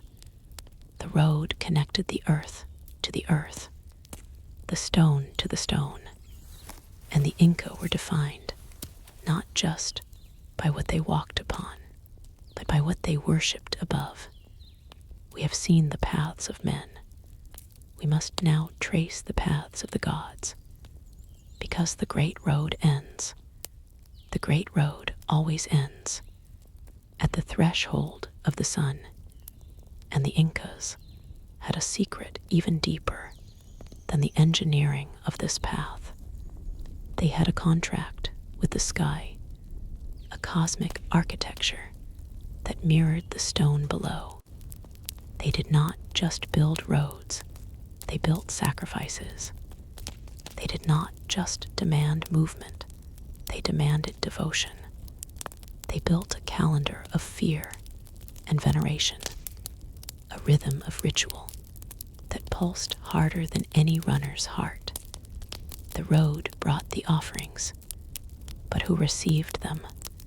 Who stood at the sun gate, waiting, waiting, waiting for the blood? Next time on HISDORY, we leave the weary stone of the road and enter the blinding, terrifying light of the sun gods. We peel back the mask of gold and look into the eyes of Inti and ask the deepest question of all. What must you sacrifice to possess the sun? The fire, it remembers everything. It remembers the cold that stalks the high passes. It remembers the breathless air of the Andes night. Listen to the wood crackle, a hiss, a snap, a sudden burst of heat. The scent of burning pine, resin sweet and sharp. The smoke rising slow, like a forgotten prayer. An amber glow bleeding out against the obsidian stone. We are here at the edge of the world's most relentless height. The Qhapaq Ñan, the Inca Road System. But forget the engineering for a moment. Forget the stone blocks laid perfect and level. Forget the impossible suspension bridges spanning ravines that swallow light. Look instead at the tired eyes that watched this fire. Look at the ache in the legs that carried the empire. This is the secret forgotten by the historians, the deepest logistical challenge of the Inca. It was not the altitude, it was not the stone. It was sleep. Where did they sleep when the mountain offered only vertical rock? How do you move an army, a message, a harvest across weeks and weeks of travel? How do you conquer the geography? By conquering the biological need for rest. How do you manage the tedium of mountain, walking for 1,000 miles, 1,000 miles, 1,000 miles? The Inca Road was not built for vehicles. It was built for feet, human feet. It was built for the Chasqui runner, the breathing message, the pulsing nerve of the empire. He carried the fish from the coast to the emperor's table in the mountains. He ran for days and nights, running, running, running, his lungs burning his heart, pounding the relentless Andean rhythm. Imagine that journey now, a tedious Andean journey. Every upward step a commitment, every downward step a shock to the knees. The stone path, always the same, always the stone. Sun, dust, ice, blinding fog. The air thinner than silk, thinner than thought. The lungs searching for air, searching for air, searching for air. He needed sleep. He needed refuge. He needed a sanctuary carved out of the unrelenting stone. The genius was not the road itself, but the mathematics of exhaustion. The empire calculated human fatigue with frightening precision.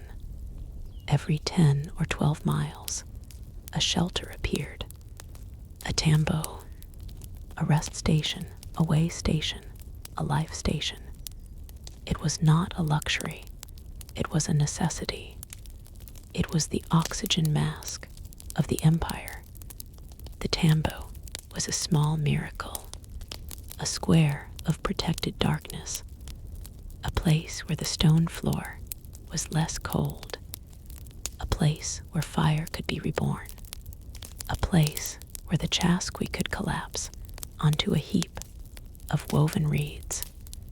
And for 6 hours, the weight of the mountains lifted. He did not sleep deeply. The mission pressed on his dreams.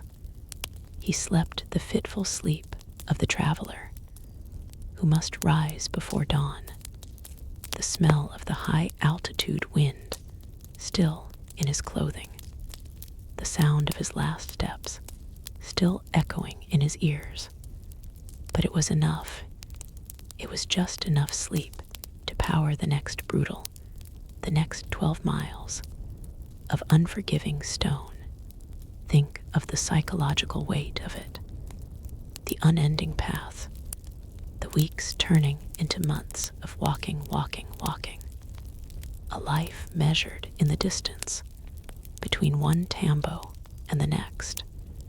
The entire world reduced to the swing of your arms and the rhythm of your feet.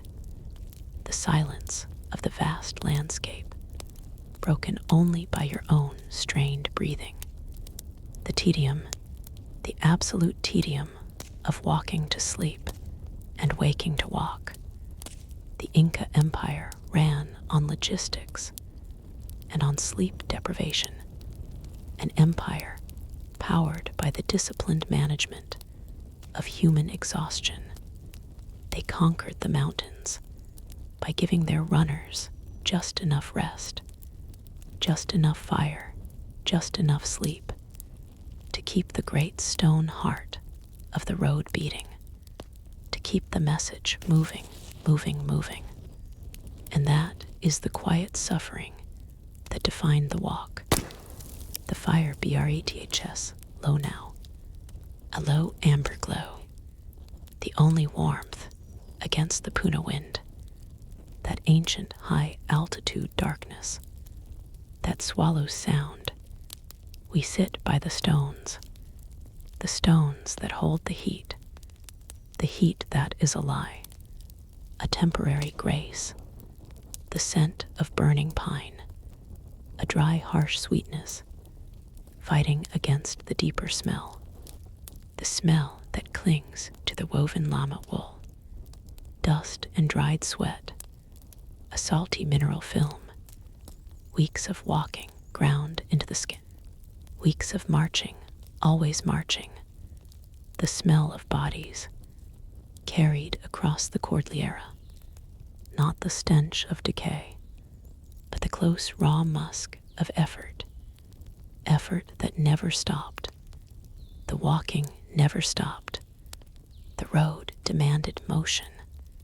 The Qhapaq Ñan demanded tribute in steps, not just silver or gold, but tribute in sleep. Think of the ache, the deep, persistent thrumming, in the knees, in the hips, the weight of the pack, the fear of the thin air. The walking never stopped.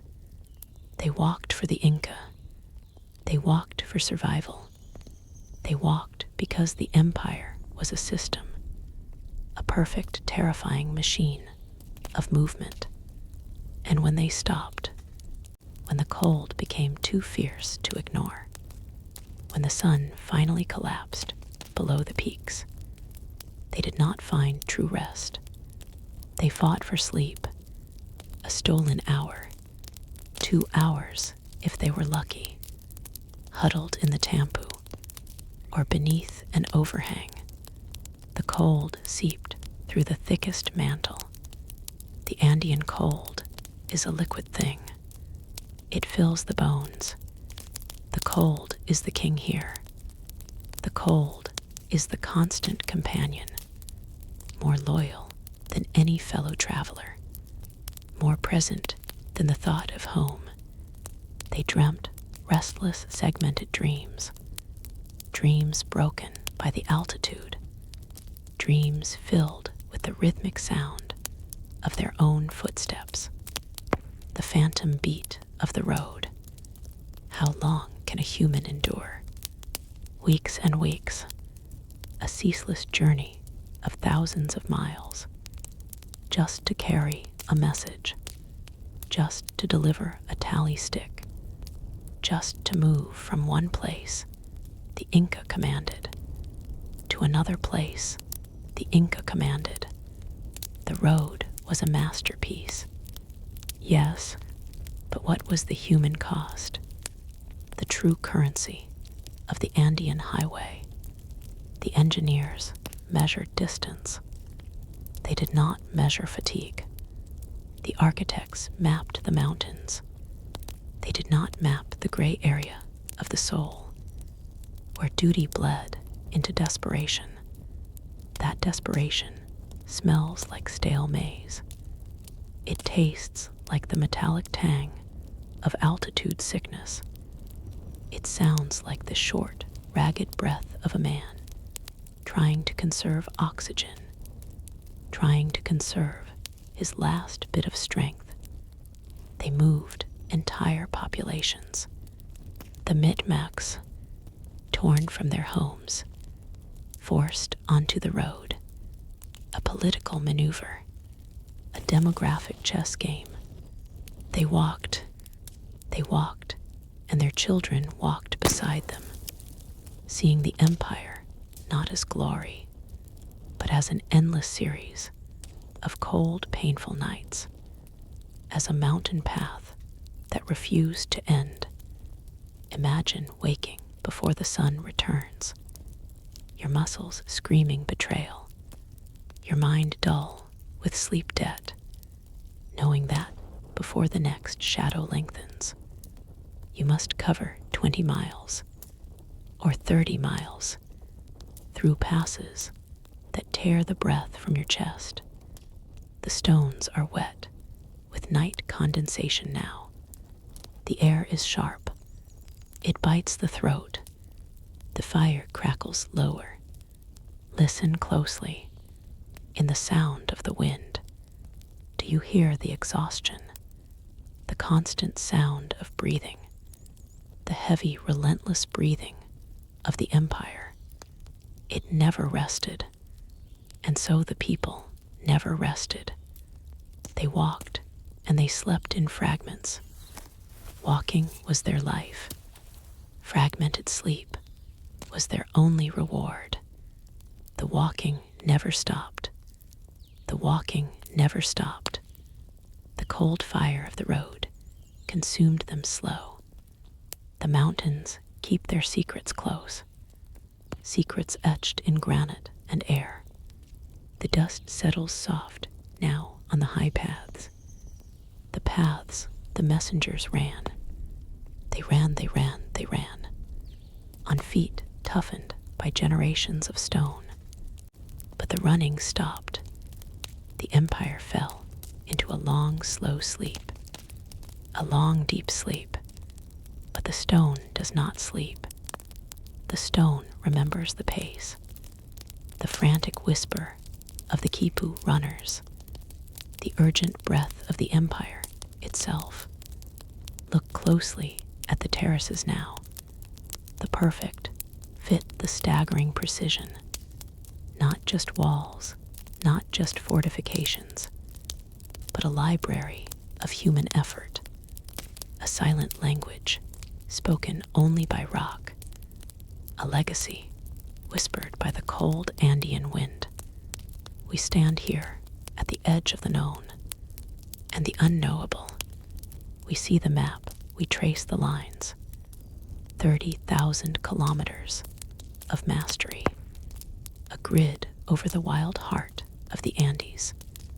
But the architects, the builders, they are ghosts now, ghosts wrapped in high-altitude mist. They engineered existence in the impossible. They mastered the mountain rain. They fed millions from vertical gardens. But where did the true knowledge hide? When the gold was stolen, when the sun god cried out in silence, where did it go? Where did the profound purpose vanish? Was it simply disease and steel?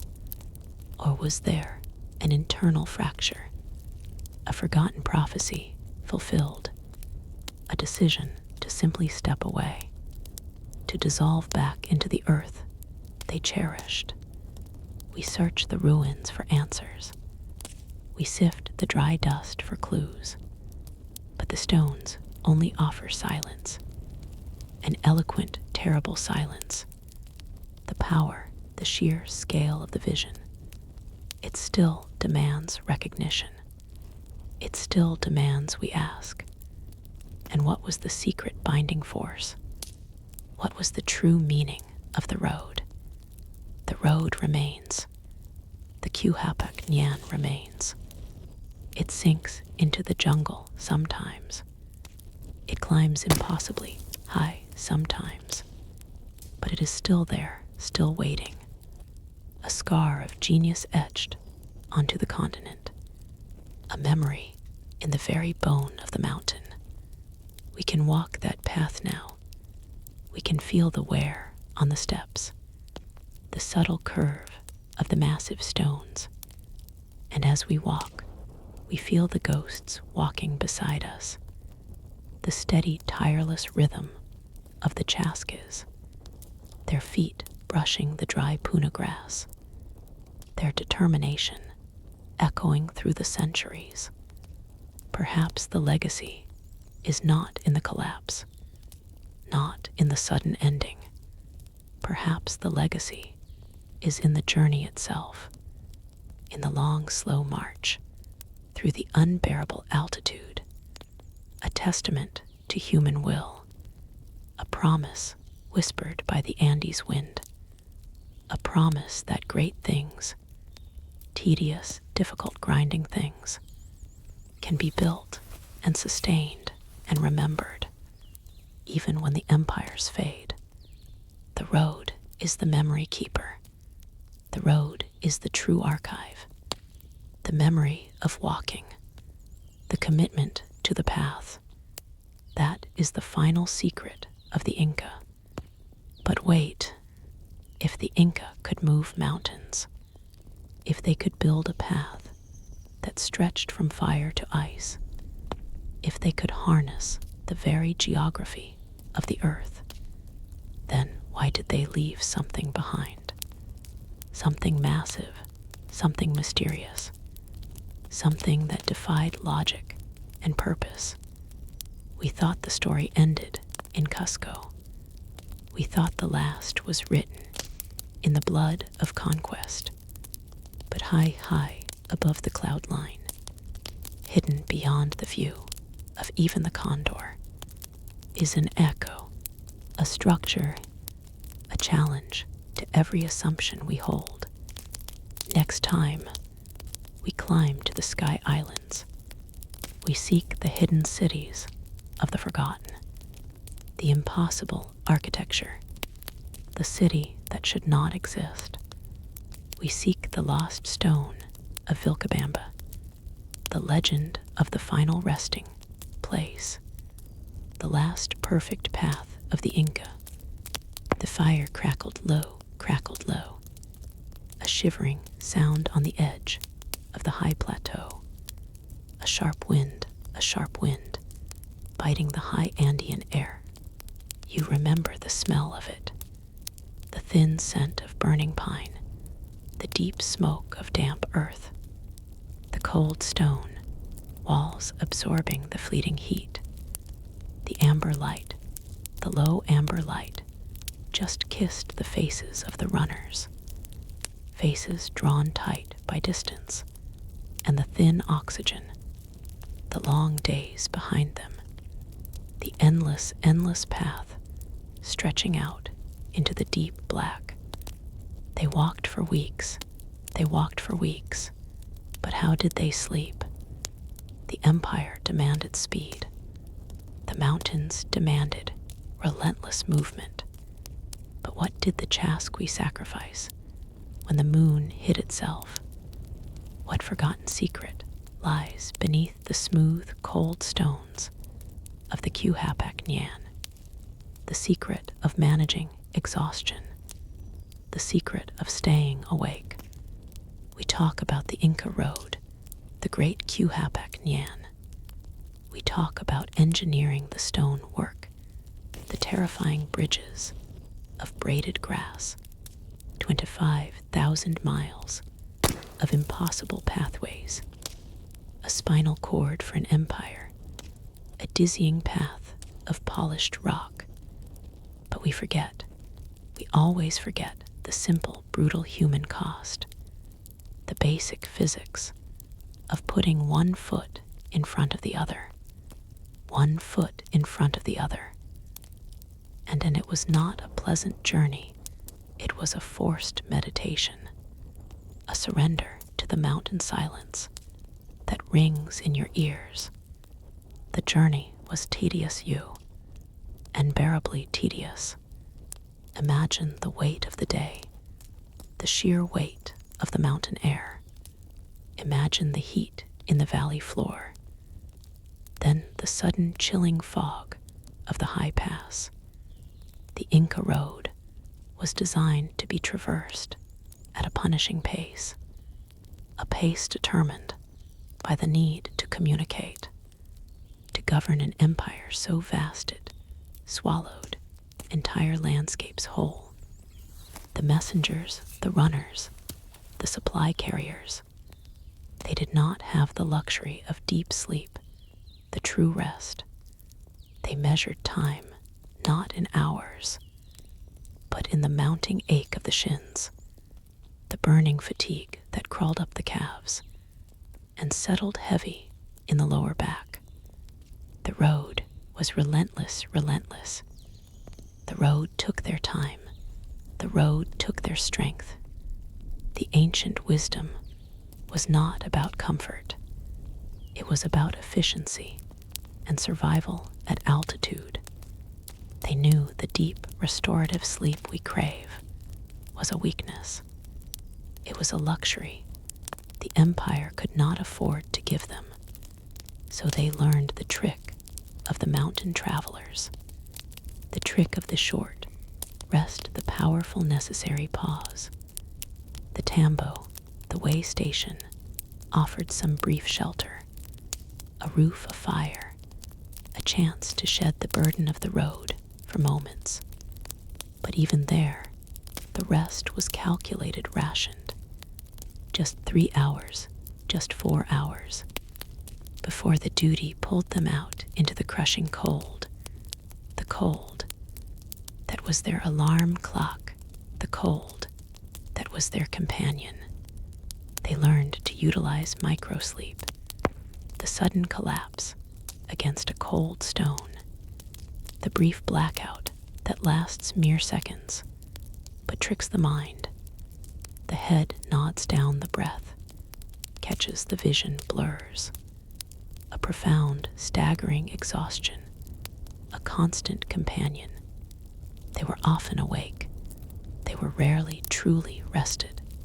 They chased the rising sun. They chased the horizon line. And the shadow of sleep chased them. Always. The journey was a psychological war, a battle against the closing eye. If you stopped too long, the mountain claimed you. If you slowed down, the message failed. The stone road demanded speed and demanded silence. The hypnotic rhythm of the walk itself became a form of rest. The steady tapping of the sandals, the breathing matched to the steps. A self-induced trance, a way to move the body while allowing the mind to float free. This was the forgotten secret of the Qhapaq Ñan traveler. How to keep moving when every cell in your body screamed for oblivion. How to manage the weeks of mountain, travel the days without proper horizontal rest. The Incas built the road to test the limits of human endurance, to test the strength of the body, stripped down to its bare purpose. Walk, then sleep leaning against the mountain. A profound respect is due not just for the massive stones, but for the footsteps that wore them smooth over centuries. The history of the Andes is found not only in the grand temples, but in the desperate search for quiet darkness. Just 1 hour of true forgetting. A silence achieved through weeks of terrible, relentless movement. The tedious Andean journey, the magnificent, beautiful burden. The journey demanded everything. The journey demanded everything always. The amber glow fights the darkness. It pushes the black mountain back an inch. A brittle, fragile boundary. We watch the wood crackle. It spits sparks into the night air. A momentary defiance. Listen closely now. Past the spitting sap, past the hungry roar of the flame. Can you hear it? The silence that only comes after true exhaustion. The vast, crushing silence of the Andes. We are sitting by this fire, but our bodies remember the road. Our muscles remember the road. The fire is warmth, but the road is memory. A memory of ice-laced sweat drying, cold on the back. A perpetual cold. The air up here is thin. It is a cruel joke. You breathe deeper, but the air gives nothing back. It just leaves the chest hollow and aching. The walker's journey on the Qhapaq Ñan was not a tour.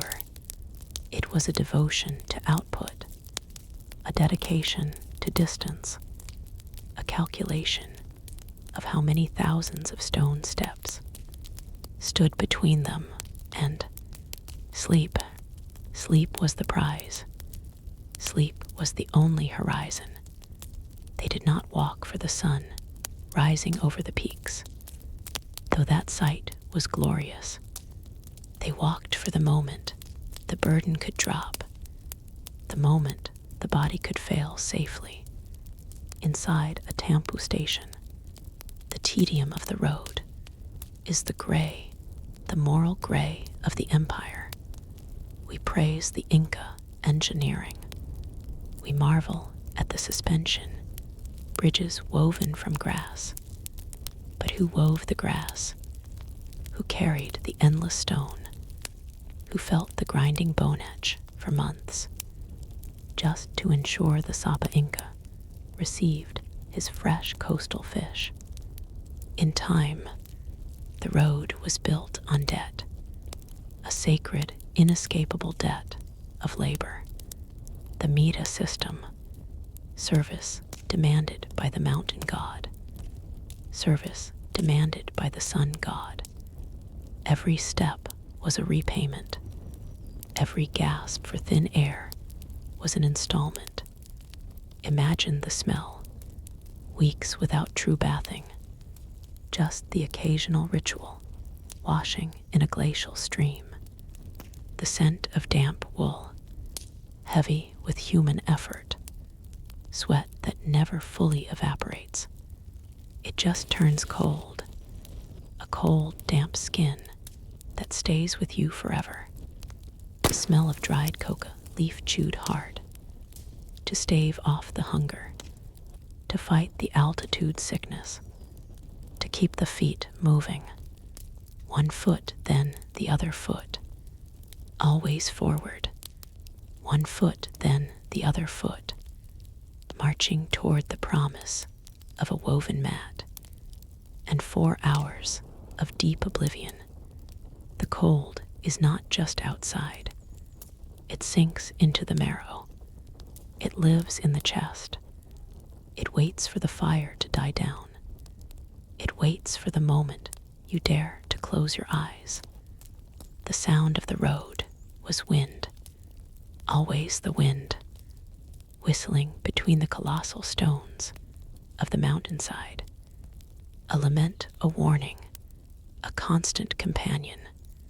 And the crunch, the rhythmic sound of sandals on packed earth or frozen scree.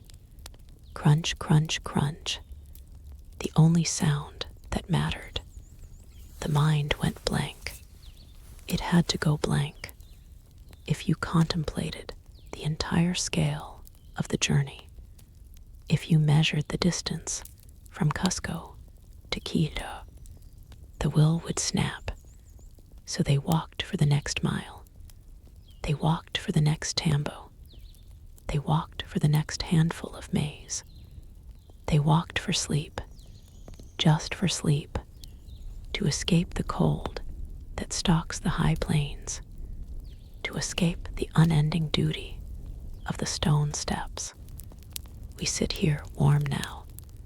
The fire snaps a comforting sound, a reminder of the immense effort required to carve even this small moment of rest out of the vast, cruel scale of the world. The burden of empire is carried in the legs of the common man. The glory of the road is paid for in the silence of their endless climb. One step, then another step. Always the step, always the mountain, always the cold. This road remains a phantom limb on the Andean body. It stretches away from us, now 8 drawing its final breath. The sun dips below the peaks.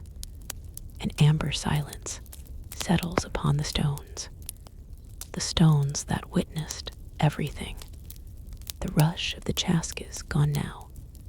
The tramp of the llama trains vanished now. The whispers of the great Inca administration lost to the high wind. What remains is the sheer cold weight of the past, a legacy not written in ink, but carved into the very earth. The Qhapaq Ñan, the royal, rode the spinal cord of an impossible empire. It defies the memory of paper. It scoffs at the need for walls. It is movement, eternal movement, frozen in time. We speak of engineering genius, the straight lines across the desert floor, the carved staircases up sheer granite faces. But the true legacy is the knowledge that fueled it, the memory held not in scrolls, but in thread. The quipu, the silent mathematics, the secret lexicon of knots. How did an empire, spanning such impossible distances, speak to itself? Through the chasqui runner's breath, through the coded colors of the wool, through the careful configuration of the knots themselves. This is the great haunting mystery we leave tonight, the archive that refuses to be read by modern eyes, a library of silent memory vibrating on the breeze. They destroyed the people. They broke the government. They burned the records that could be burned, but they could not extinguish the ghost in the fiber, the ghost in the quipu. The road was built to connect people, but it was also built to move information faster than any culture had ever conceived in that unforgiving landscape. It was the original internet of the Andes, a network built not of wires and light, but of muscle and faith. And the faith remains, the faith of the laborer who moved stone upon stone upon stone, mountain after mountain after mountain. The journey was not just distance, it was elevation. It was weeks of mountain travel for sleep, the tedious Andean journey demanding sacrifice at every step. The Inca demanded perfection from its road, and the road demanded life from its builders. The spectacular remains, the impossible persists. Even now, the silence of these ruins is deceptive. It is not an empty silence. It is a silence weighted by 4 centuries of unanswered questions. What secrets did the chascas carry that we will never know? What messages were woven into the deepest knots of the quipu? Messages perhaps too dangerous to ever speak aloud. The legacy is the proof that human will can reshape the impossible terrain.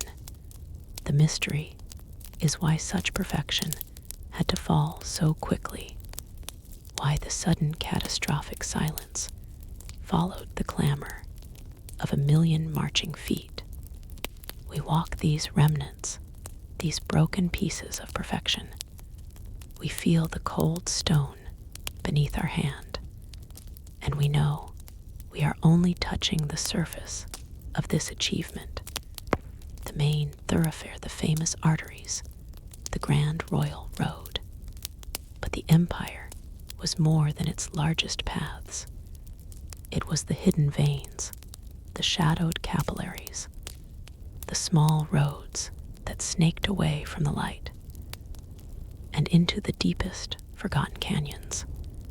These were the paths the Spanish never charted, the detours the true escape routes, the places where the administration kept its deepest power, its final secrets. This Road 8 gives us the known empire, but the network of the Qhapaq Ñan did not end at the cities we see today. It leads deeper into the cloud forests of the Vilcabamba, into the high cold places where the wind sings a different language, a language of refuge, a tongue of resistance. Next time, we will leave the grand route behind. We will follow the ghost paths, the unseen trails, the thin threads of stone that pull us away from civilization and toward the legendary citadel, the rumored place of true Inca power that exists not on a map, but only in the quiet shadow of the sun, a city of sleeping stone. We will go there. We will find the road that leads to the final hidden heart of the empire. The memory is the fire's mouth, a dark velvet night, the sound of the wood sighing. It was the Andean cold that bit deep, the crackle, the comfort, the scent of burning pine, a promise, an amber glow licking the edges of the shadows. You sit close to the heat. You feel the warmth on your cheek, the essential warmth. Now ask yourself this deep, provocative question. When the Inca walked the Qhapaq Ñan, 10,000 miles of stone, crossing continents of mountain peaks, what was the true cargo they carried? Was it gold or food, or messengers of state? No, it was the simple need for rest. The true journey was the path to the next warm bed, a path paved with weeks of relentless, tedious walking, a journey for sleep itself. This is the history of exhaustion regulated, the history of an empire maintained by the body's breaking point. We imagine the greatness of the Inca Road, the engineering marvels, the suspension, bridges swaying over canyons, but we forget the pace, the soul-crushing monotony. The empire moved at the speed of the weary leg. The Inca did not rush. They simply persisted. They simply walked. They walked that distance. The stone knew them. 2,000 steps per hour after hour. The lung burns with thin mountain air. The sun is a brilliant enemy above the tree line. The shadow of the mountain moves slow, slow, slow. This is the maintenance of state by foot, a disciplined ache, a pilgrimage of duty. They measured the day, not by the clock's invisible hand, but by the sun's harsh descent toward the horizon. They walked only that distance. They walked only that distance that the body could tolerate before the mountain cold became the absolute law. The secret of the Inca Road System was the sleep station, the tambo, a stone oasis, a box of manufactured warmth. Every 10 miles, a small house waited. Every 10 miles, a stone box of respite, a necessary truth in the face of brutal, endless distance. It was not glamorous infrastructure. It was merely essential. Think of the mental weight. the sheer calculation required for the simplest communication. If a message needed to travel 500 miles, it was not a glorious dash. It was 50 separate 10-mile calculations. 50 times the runner knew exactly where the shelter was waiting. 50 times the fire would be lit. 50 times the stone walls would offer protection from the punishing gale. The system worked because it honored the weakness of the human frame. It honored the simple truth of utter exhaustion. The texture of the cold stone beneath the sandal was the only constant. Rough-cut granite, volcanic ash compressed into a roadbed, the wind screaming through the high passes, a sound like the sea tearing itself apart. You taste the dry dust. You feel the raw, heavy ache in the shins and the lower back.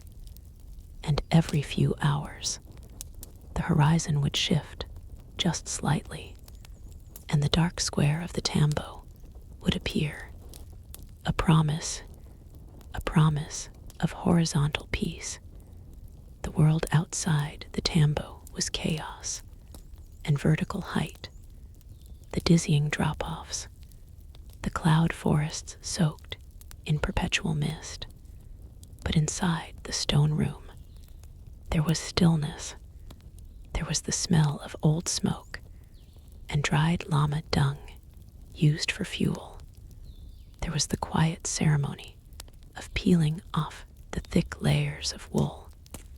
There was the silent prayer of relief, the absolute surrender of the weary traveler. Weeks of this walking, weeks of this discipline, to walk the required distance, to sleep the required sleep, to rise before the false dawn, and walk. This was the routine that bound the vastness together. The Incas built roads, but what they truly perfected was regulated exhaustion. They mastered the art of walking until the very moment of collapse, and then they offered a shelter, a simple fire, a required rest. The journey was not about where you were going. It was about the calculated stop, the pause, the deep, dark necessity of sleep.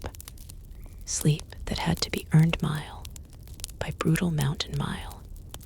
The relentless stone, the endless stone, the simple comfort, the required rest, the journey for sleep, the journey for sleep itself. The coals whisper now, a soft red shudder beneath the heavy ash. The great fire of the last hour has settled into a deep, persistent heat, a heat that remembers the biting cold, the cold that waits just beyond the circle of light, a cold that does not care about empire or history. It cares only about the human skin, the human breath, the human step, step after grinding step. The Inca Road was not a pleasure. It was a vast engine of efficiency, 1,000 miles of stone arithmetic, and the cost of that arithmetic was paid in human sleep, in the deep essential rest that the body craves, the sleep that was postponed, the sleep that was denied. Think of the runner, the chasqui, or the porter carrying tribute. The altitude tears at the lungs. Thin air is a thirsty predator. You breathe and breathe and breathe, but the oxygen is never enough. The mountain demands the labor. The mountain demands the dizzy head. The mountain demands the dry, cracked lip. The scent of that march lingers even now in the cold wind. It It was the smell of damp wool, of stale roasted maize, of hard, desperate sweat, and the sharp, clean ammonia of llama dung, all mixing with the high-altitude ozone, a heavy scent of effort and exhaustion. They walked weeks and weeks for what? For a few hours of sleep, a few hours inside a small stone tambo. The road stations, the great rest, stops. They were a necessity, yes, but they were also a moral gray. They were not places of comfort. They were places of mandated pause. The state said you stop here. The state said you eat this. The state said you wake at the first gray light. And you start walking. The road demands the step. The road demands the breath. The sleep was not deep enough. The rest was not real enough. The body never truly caught up. It lived in a constant debt, a deep physical failure. Think of the sheer tedium of it. The mind starts to wobble. The eyes blur the edges of the high peaks. Every stone looks like the last stone. Every bend in the road only reveals another bend. And the feet were the moral center of the journey. They swelled and cracked and bled, wrapped in crude sandals or nothing at all. The sheer weight of the Andes pressed down, and the feet were the only resistance. The feet carried the empire. The feet carried the burden. The feet carried the sleep deprivation. This journey was not about reaching a destination. It was about enduring the motion itself, the endlessness of the mountain path. The cold would creep into the bones during that shallow sleep. The cold would wake them before the call. The cold was the constant reminder. The empire was majestic. The empire was powerful. But the sleep was always too short. The walk was always too long. The moral gray settles right there, in the difference between what the empire promised and what the human body could actually sustain. A few bowls of water, a few handfuls of grain, a few shivering hours on a dirt floor. Then the dawn arrives, and the road demands the next step. It does not ask, it demands. The fire knows this exhaustion. It watches the cold outside its circle. It remembers the scent of burning pine, the soft amber glow, the deep red insistence of the coals. The step, the step, the step, always the step. The dust settles. The wind whispers a cold high note across the spine of the Andes. This is where the journey ends, and the knowing begins. 9. The legacy of the footstep. We have walked the breadth of the empire. We have felt the biting stone beneath the imaginary sandal. We have witnessed the genius of the engineers who saw mountains not as barriers, but as invitations, invitations to unity, invitations to power. The Qhapaq Ñan, the magnificent road. It did not just connect cities. It connected lives.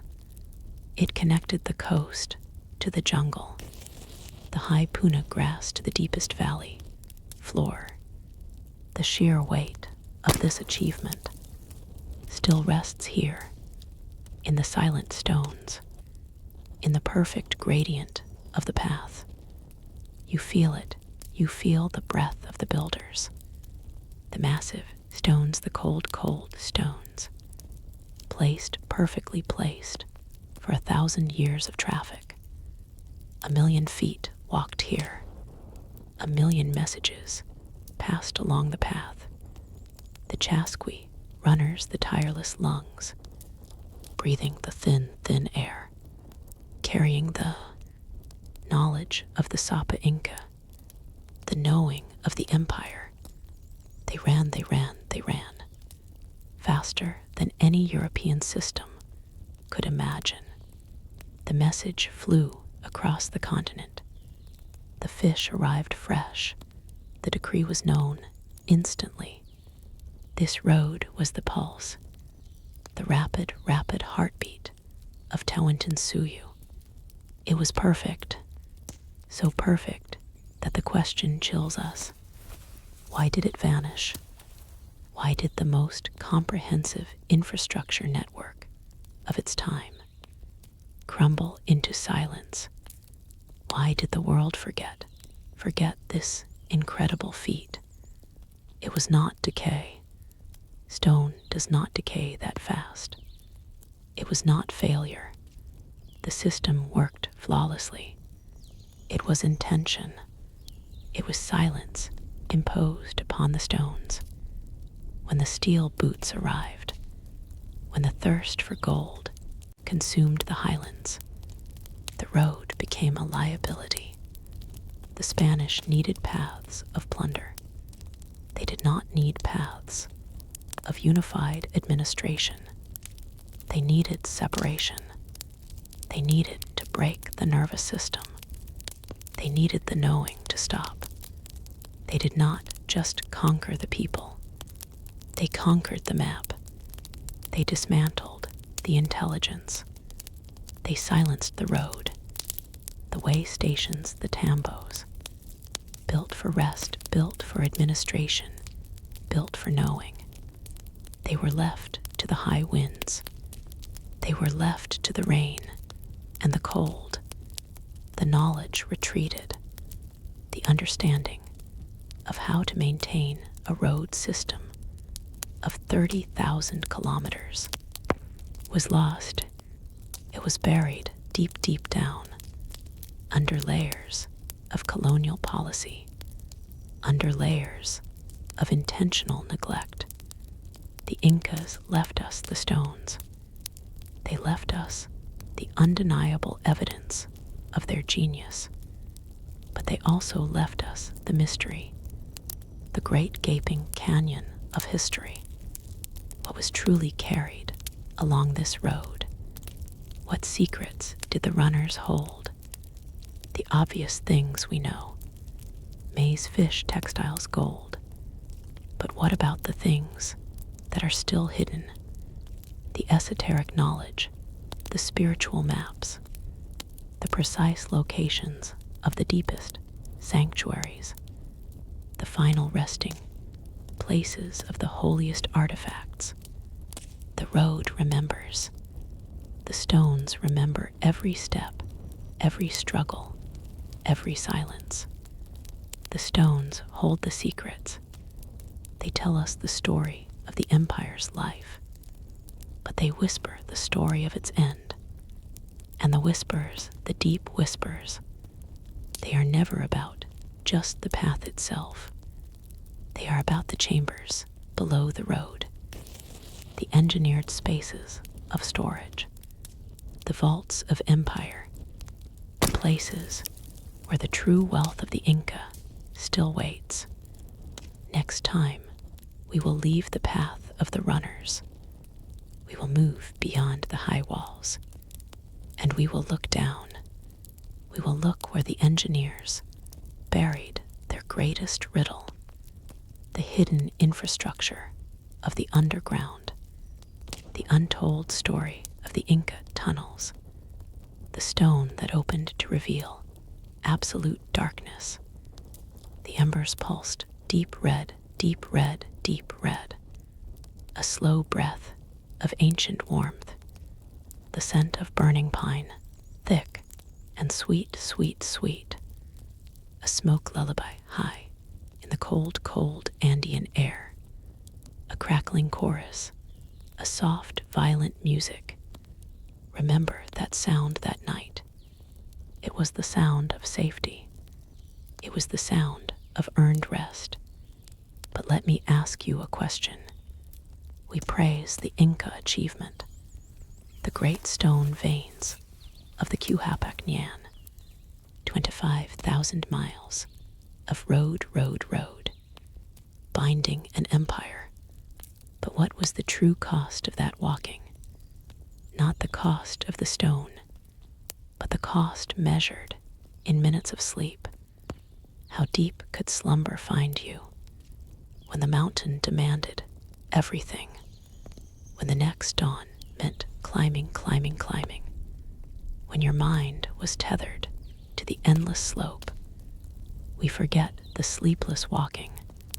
We forget the physical tedium, the brutal hypnosis of the journey.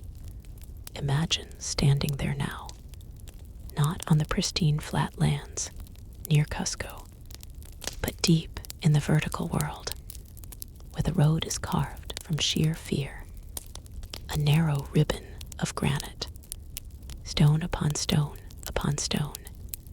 The Inca Road was not a gentle stroll.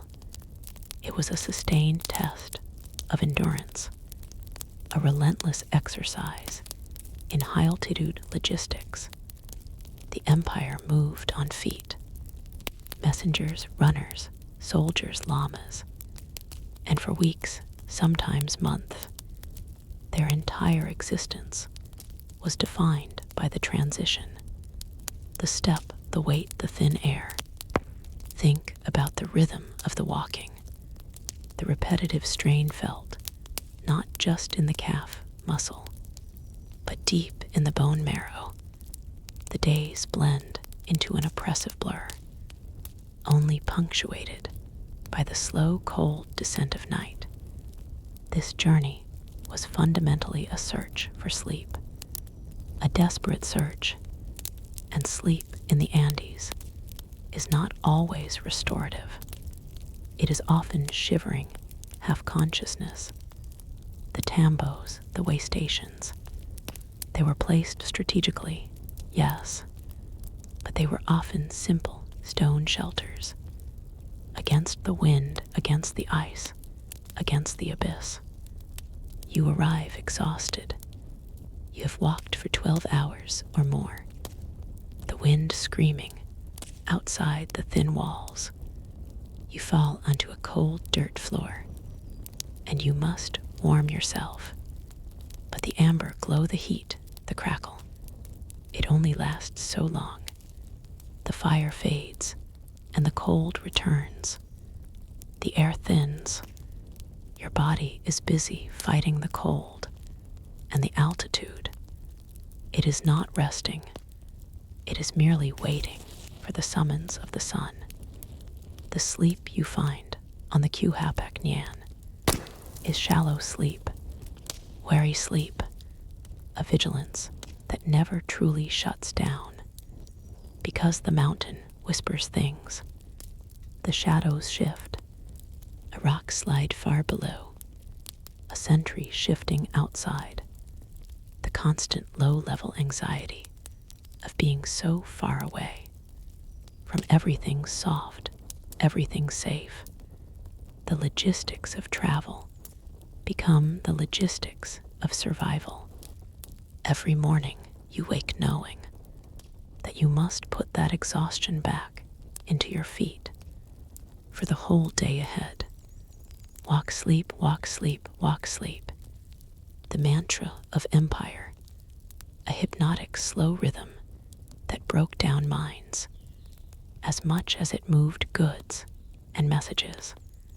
For the runner, the chasqui, sleep was measured in precious hours, stolen between sprints, a rapid drop into nothingness, then instantly back into the thin air, thin air, thin air. The pressure of the message, the weight of the stone. They traveled light. They slept fast. They lived the slow, grinding cruelty of distance. The magnificent road was a pathway of pain. And when they finally saw the lights of the next valley, the promise of a deeper rest.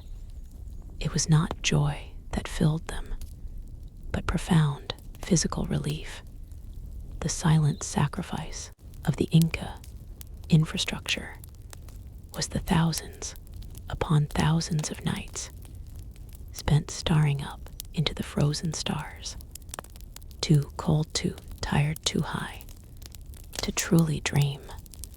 They walked for the empire, but they slept only for the moment. They sought the deep red heart of the fire, just to purchase one more hour of precious heavy sleep. The fire breathes low, now a whisper of heat against the vast high Andean cold. We sit still. We simply sit. The long memory of the road is in our muscles still. The ache of the altitude is in our breath. The fire is amber, now a heavy, slow pulse of light against the deep shadow of the mountain. We remember the cold of the path. We remember the sun's brutal indifference, the necessary movement, the endless footfall on the compacted earth. Weeks of this path, weeks of dust and ascent. The body demands sleep, demands it. But the Inca demanded movement, demanded it. The Mita demanded the miles, the constant, terrible rhythm. They walked for the right to sleep, they walked for the necessary oblivion. They walked not for pleasure, not for pilgrimage, but for the mandated rest that fueled the next mandatory walk. Think of the gray morality of that system, a system so perfect, so beautifully engineered, that it created rest, stops the tampo, not out of kindness, you see, but out of pure logistical necessity. You must rest just enough to continue the carrying. You must sleep just enough to continue the marching. The empire needed the fuel to burn. It needed the human engine to keep turning on the high passes. The scent of burning pine is heavy here, rich and clean. But on the road, the heavy scent was different. It was the salt of dried sweat, the dusty, dry perfume of chewing coca leaves, mixed with the thin, bitter air, the air that cut at the lungs, the wind that stripped the moisture from the mouth. We hear the crackling would now a safe sound, a rhythmic sound. But out there on the trail, the sound was the crunch of gravel under heavy sandals, the low, repetitive drone of footsteps, step after step after step. Weeks of this tedious travel, just to earn the hours of sleep, just to sink into the straw bed of the tampu, knowing that dawn demanded the next 70,000 steps. That is the price of perfect efficiency. That is the human cost of the Qhapaq Ñan, the great road, a triumph of engineering, a monument to controlled suffering. They built it so well, so meticulously, that they mapped the limits of the human body. They knew exactly how much hunger, how much cold, how much exhaustion a man could bear before he broke. And they pushed him right up to that beautiful, precise line. They provided the smallest margin of safety, the minimal shelter, the required calories, all to keep the great system turning. The warmth of the fire now sinks deep into the bone. It fights back the pervasive mountain chill, but the memory of the walk, the sheer scale of the tedium, the endless repetition of the miles, that cold remains inside, the slow grinding moral ambiguity of it all, the system that took care of you only so that it could use you It is a difficult history to hold. It is a gray history, a history built on the sheer necessity of sleep. Imagine walking for weeks for the reward of a few hours of mandated unconsciousness. They walked, they walked, they walked. They carried the burdens the empire demanded. They carried the weight of the state's expectation. And they only stopped because the system knew a broken man could not deliver the message. A dead runner could not bring the required gold. The perfection demanded the rest. The perfection demanded the sleep. But that sleep, that necessary sleep, was earned through the miles, and the cold, and the unrelenting pace. The fire settles deeper now. The amber glow holds us here, holds us steady. We breathe the slow history of the pine. We taste the dry dust of that long, long march. The journey to sleep, the journey to wake, the endless cycle that built an empire, a hypnotic rhythm of suffering, a silent, repetitive truth buried beneath the stones of the great road. The fire is tired now. It sighs a deep sigh. The crackle fades to a gentle simmer. We sit wrapped in the vast silence. The Qhapaq Ñan lies waiting still, a ghost road etched onto the bone of the world.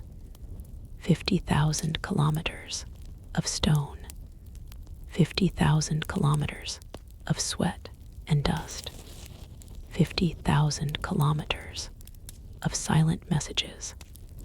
That is the legacy the Inca left us. Not gold, not glory, but logistics. The simple, brutal fact of connection. The simple, brutal fact of the path. They built mountains of stone. They moved rivers of mud. They made the impossible journey possible. Possible. And now we ask what remains. The road remains, the shape remains. But the voices are gone. The quipu strings, the knots that held the history that held the names of gods and kings. The quipu strings are silent now. They speak only to the sun and the cold Andean wind. We touch the history, but it will not speak. That is the profound mystery of the ancient way. The deepest secret is always the one that is never written. It is the story carried only in the lungs of the runner, the breath that fails at the end of the long ascent, the breath that fails the final time. The secrets, they kept the knowledge they carried. They are sleeping now, under the moss, under the high snow lane. The engineering mastery, the political weight, the weight of empire, the weight of the human footstep. It is all there waiting for the turning of the page, waiting for the dream to reveal itself. The world shifted when the road stopped running. It shifted, and then it was silent. Silence that stretches across 4 centuries, 400 years of dust settling on the path. Settling, we talked of days of walking, weeks of mountain travel for sleep. Sleep found only in the Tambo house. The temporary comfort, the temporary safety. We talked of the great journey, but the greatest journey is the one we take inward, searching for the shape of the people who walked here first, the people who saw the mountain not as an obstacle, but as a partner in the long, tedious travel. The fire is dying now. NASRULLAH watches the flame retreat. It curls inward upon itself, small gray creature. The scent of burning pine is almost gone, replaced by the cold, damp air of the coming night. The last piece of wood turns black. A whisper of steam rises and then dissolves, hissing a soft farewell to the heat. The deep amber glow fades to a weak red pulse, a pulse slowing down, slowing down. History is not a book that closes, my friends. It is a fire that must be fed, fed by curiosity, fed by reverence, fed by the hunger for what we have forgotten. Do not let the ember cool entirely. Carry the heat of the road with you. Carry the weight of the Chasquis' steps in your own walking. The history is not over, it merely pauses. A single breath drawn before the next long journey. Until the next time, the next tale, the next fire. Let us meet when the shadow lengthens and the mountains share their secrets once more. Good night, H-I-S-T-O-R-Y-L-U-B-A-Y. The light is out now. The stone is cold,